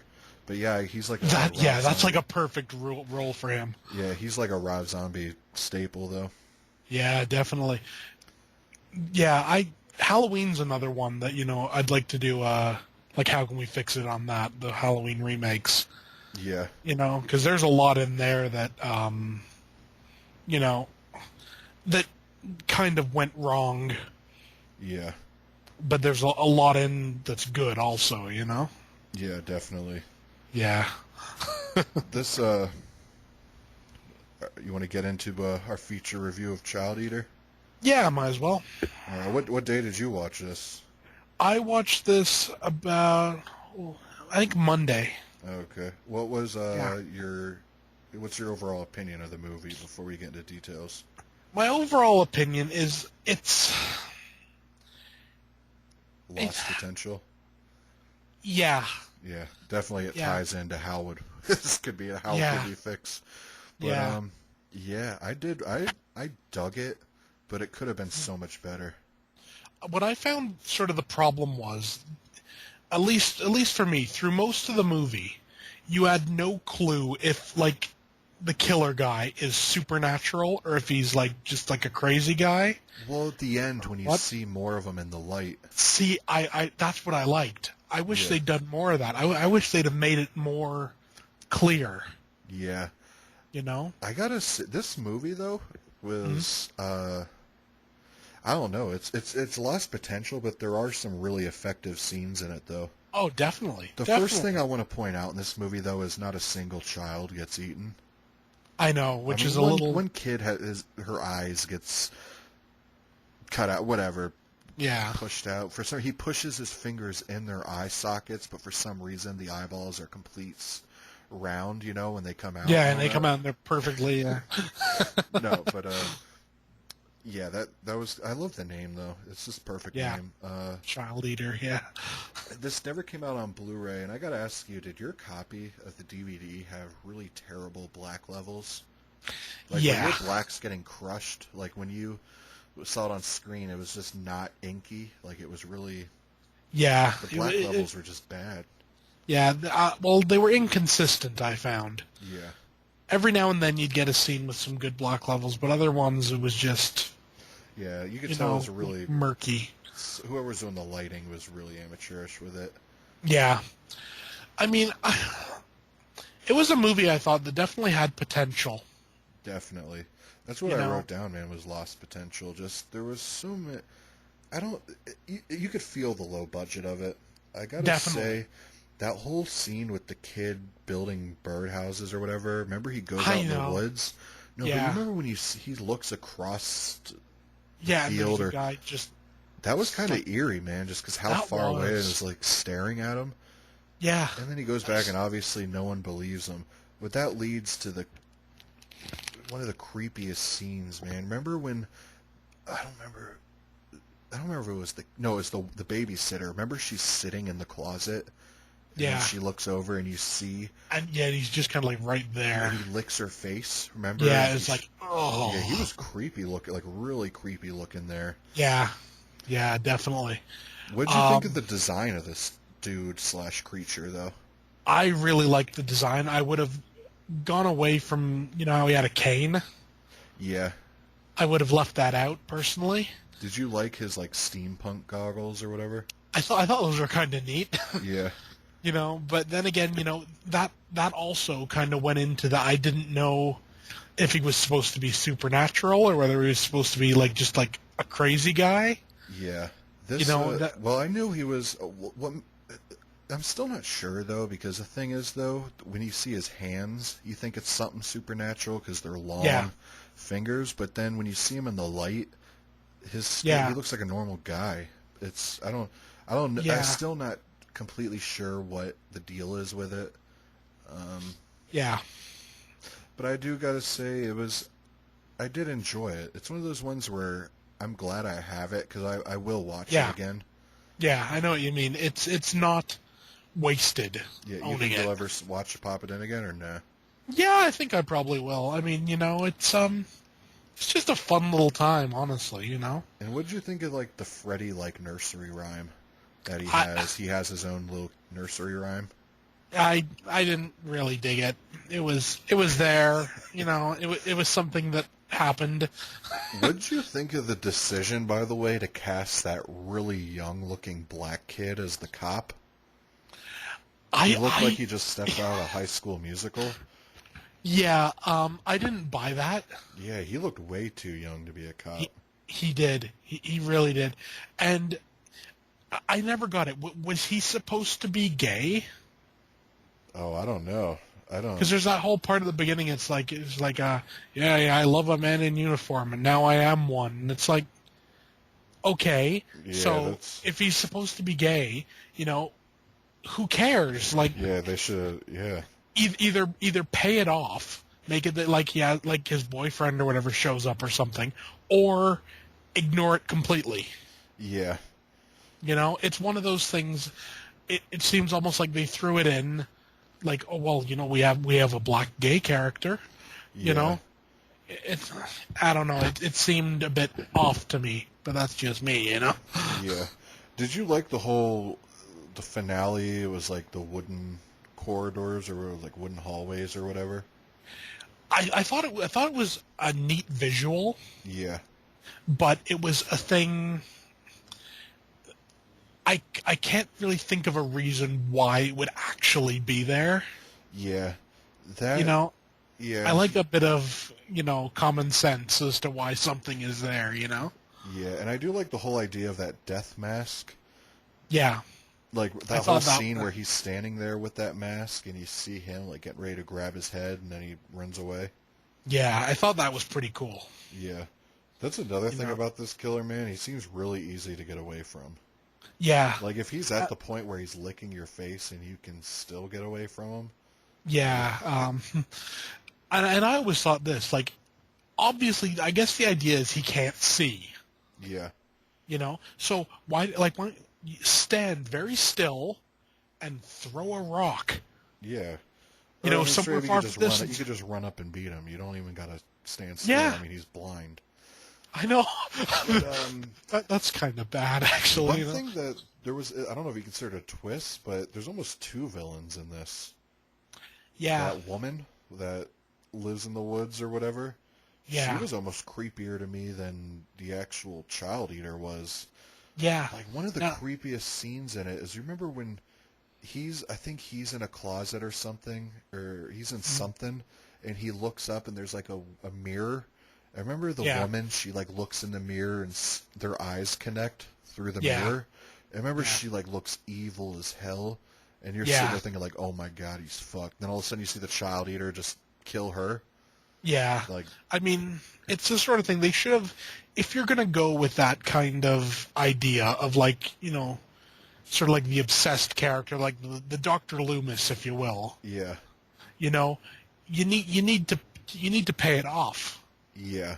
You know, no, they I need to be didn't the look one at her to... as a Sam Loomis. I consider her evil from the jump. Yeah. You know? Yeah, that's true. I think the idea was, you know, she was supposed to be a Sam Loomis type character. You know what I think this was? Or I actually know for a fact this was a little short film that somebody saw and wanted him to make a feature out of it.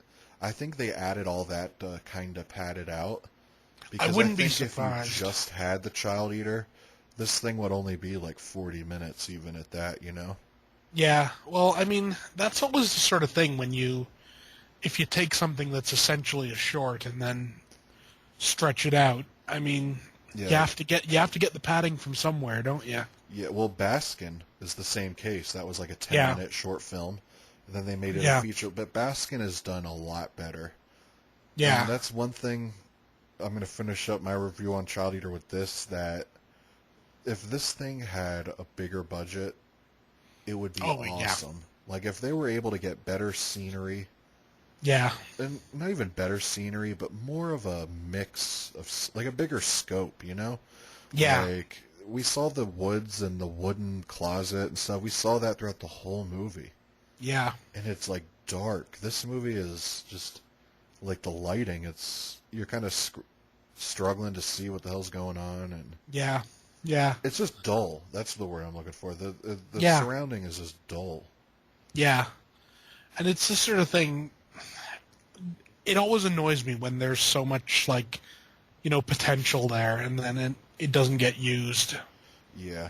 Yeah, this thing, I wish years down the road it does get a remake. Yeah. From an actual Hollywood company that would do something millions put into it. Because this character, or this villain, has so much potential. It's like, why wouldn't Blumhouse put this out instead of the Bye Bye Man? Yeah. Like, this would have been such a better Bye Bye Man type thing, you know? Yeah. And honestly, like, this could be, I don't want to say the next Freddy Krueger, but, you know. It has franchise material. This dude is definitely memorable. That's one thing I give the guy. He's a memorable character. He looks creepy. Yeah. The budget to this was shit, but he looked good. Yeah. You know, even like a lot of movies a lot of these movies, like, they looks good, but the hands look bad. Yeah. Like with a lot of these creatures or monster makeup, they always never seem to get the hands right. Yeah, they make them too bulky. Either that or like too long, and you could tell they're rubber or whatever. And the hands actually looked pretty decent on this character. Yeah, they did. And I mean, if they put out a Child Eater 2, I'd pick it up. I don't think they will, because I don't think this movie got much love at all. I don't think so. Well, it's 2016, I think, so. What's weird, though, is... It's still pretty new. Yeah, do you collect, or do you pick up Horror Hound and Rue Morgue every month? Yeah. Do you remember seeing articles about this?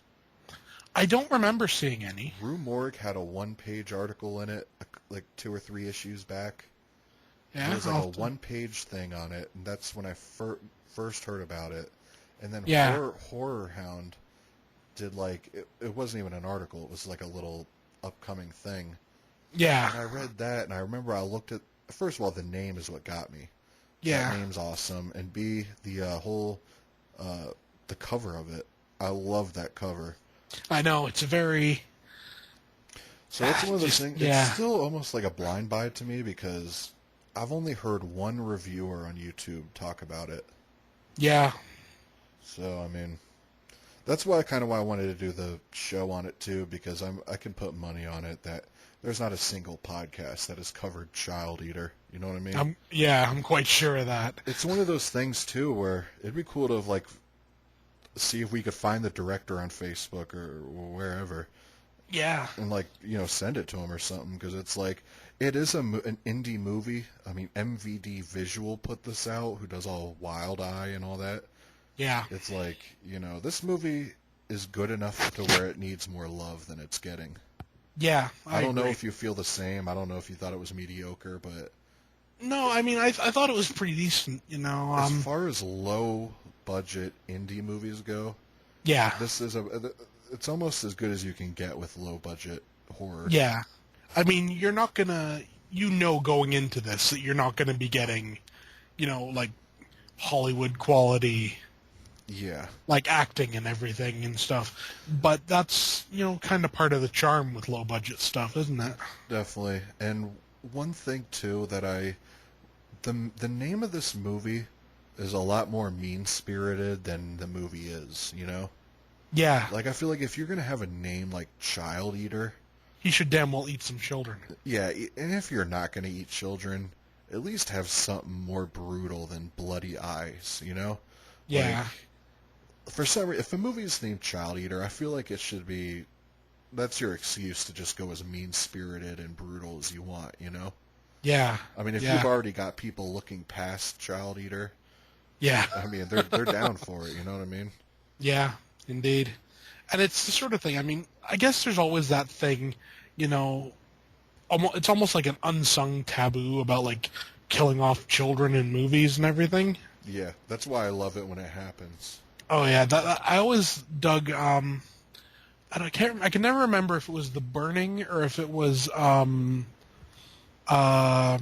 Sleepaway Camp, where a bunch of, like, little toddlers get taken out.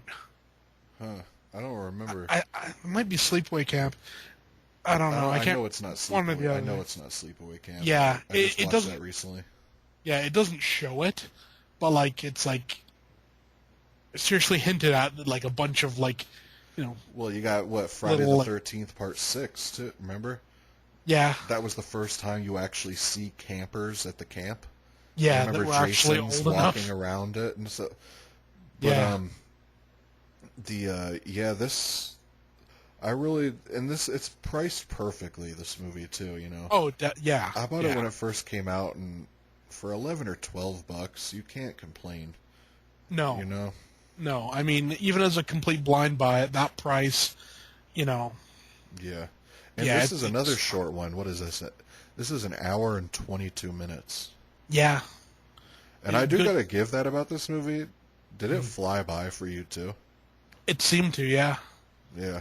Yeah, I it was finished and I was like, that's it? Like it, like I feel like I've just sat down. Yeah. Yeah. Yeah. But yeah, that's all I really gotta say about Child Eater. It was a really fun watch. I'll probably bust it out once every few years, check it out again. Yeah, I mean, it's the sort of thing I'd like to see a bigger budget for it. Yeah. You know what this seems like to me? This seems like a good proof of concept. Exactly, like this You should be. you make this, and then then a studio would look at it and say, well, okay, you see what he's done here.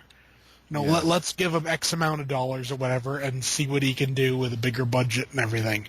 Right, and this, yeah, this, it definitely, it's a shame though, because I don't think that's going to happen, because this is the feature-length version of the short version already, and I don't know, but this would do really good with like a really stylish director like Guillermo del Toro or something. Oh, Guillermo would work wonders with a story like this. I know, and he could make that Child Eater look that much more creepy. Just the visuals seem up his alley, and he'd be able to add some flair to the surroundings.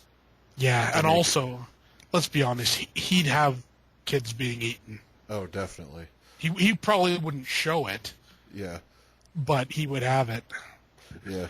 Getting back to the kids being killed in movies, my favorite one is definitely Toxic Avenger. Oh, yeah. The kid falls off and gets his head smashed by a car. I know. That is such a classic scene. It really is. Yeah. Oh, sure. and also talking about kids getting killed in movies. Have you heard from the San Diego Comic-Con the scene that they showed from the new It movie, where they have it's showing that he's actually eaten the people. Oh wow, no, I didn't see that yet. Yeah, like what's the black kid in the movie called? Mike. He's being like bullied, and he looks over and he sees Pennywise in the distance, and he waves to him, but not with his hand. He's holding like a kid's arm, and he's chewing on it. Is this on YouTube? No, it was only at San Diego Comic-Con, from what I know. Oh, But so it's you didn't see it? I didn't see it, but I've been hearing a lot about it. You know, Okay. and he waves at him with like the severed hand of like some child. It'll have to get released soon.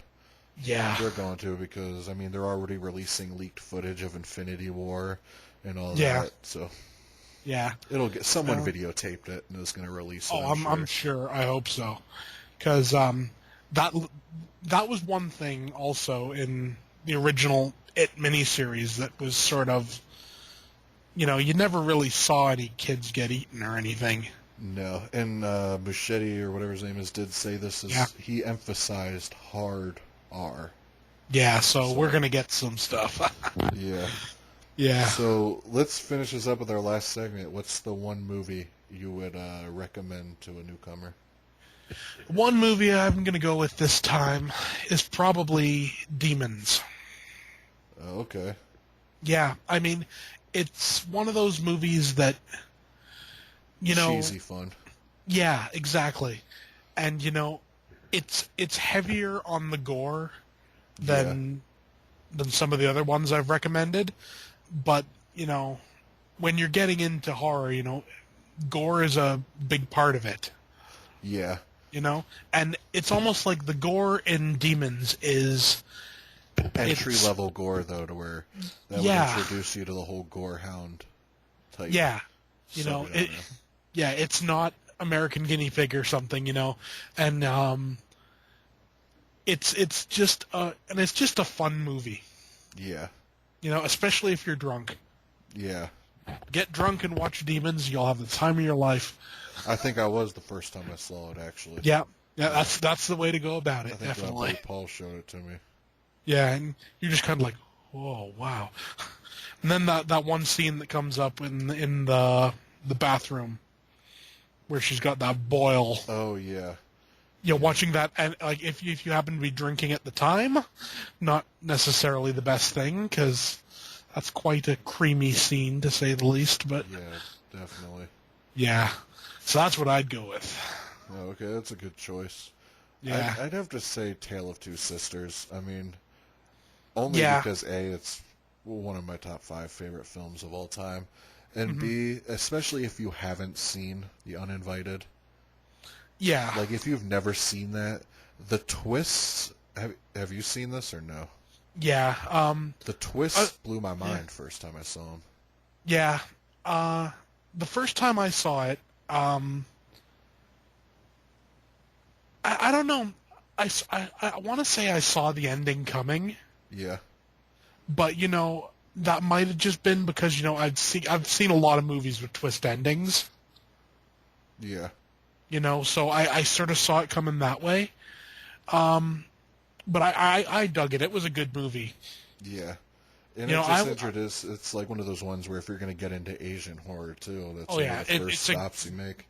Definitely a good entry point for Asian horror. Yeah, because it's not too terrifying. It has some freaky moments, but it's a lot of psychological stuff. It's slow enough to where you could follow it with the subtitles and all that. Yeah, definitely. Yeah. Anyways, we haven't even figured out what we're going to do for next week's episode, but I'm going to go ahead and stop it here, and then for the people listening, I guess you'll find out when we post what our next episode will be. Yeah. But we're going to discuss that right after the recording of this. But anyways, I'm Corey's Crypt. This BDG Reviews. Peace. Peace.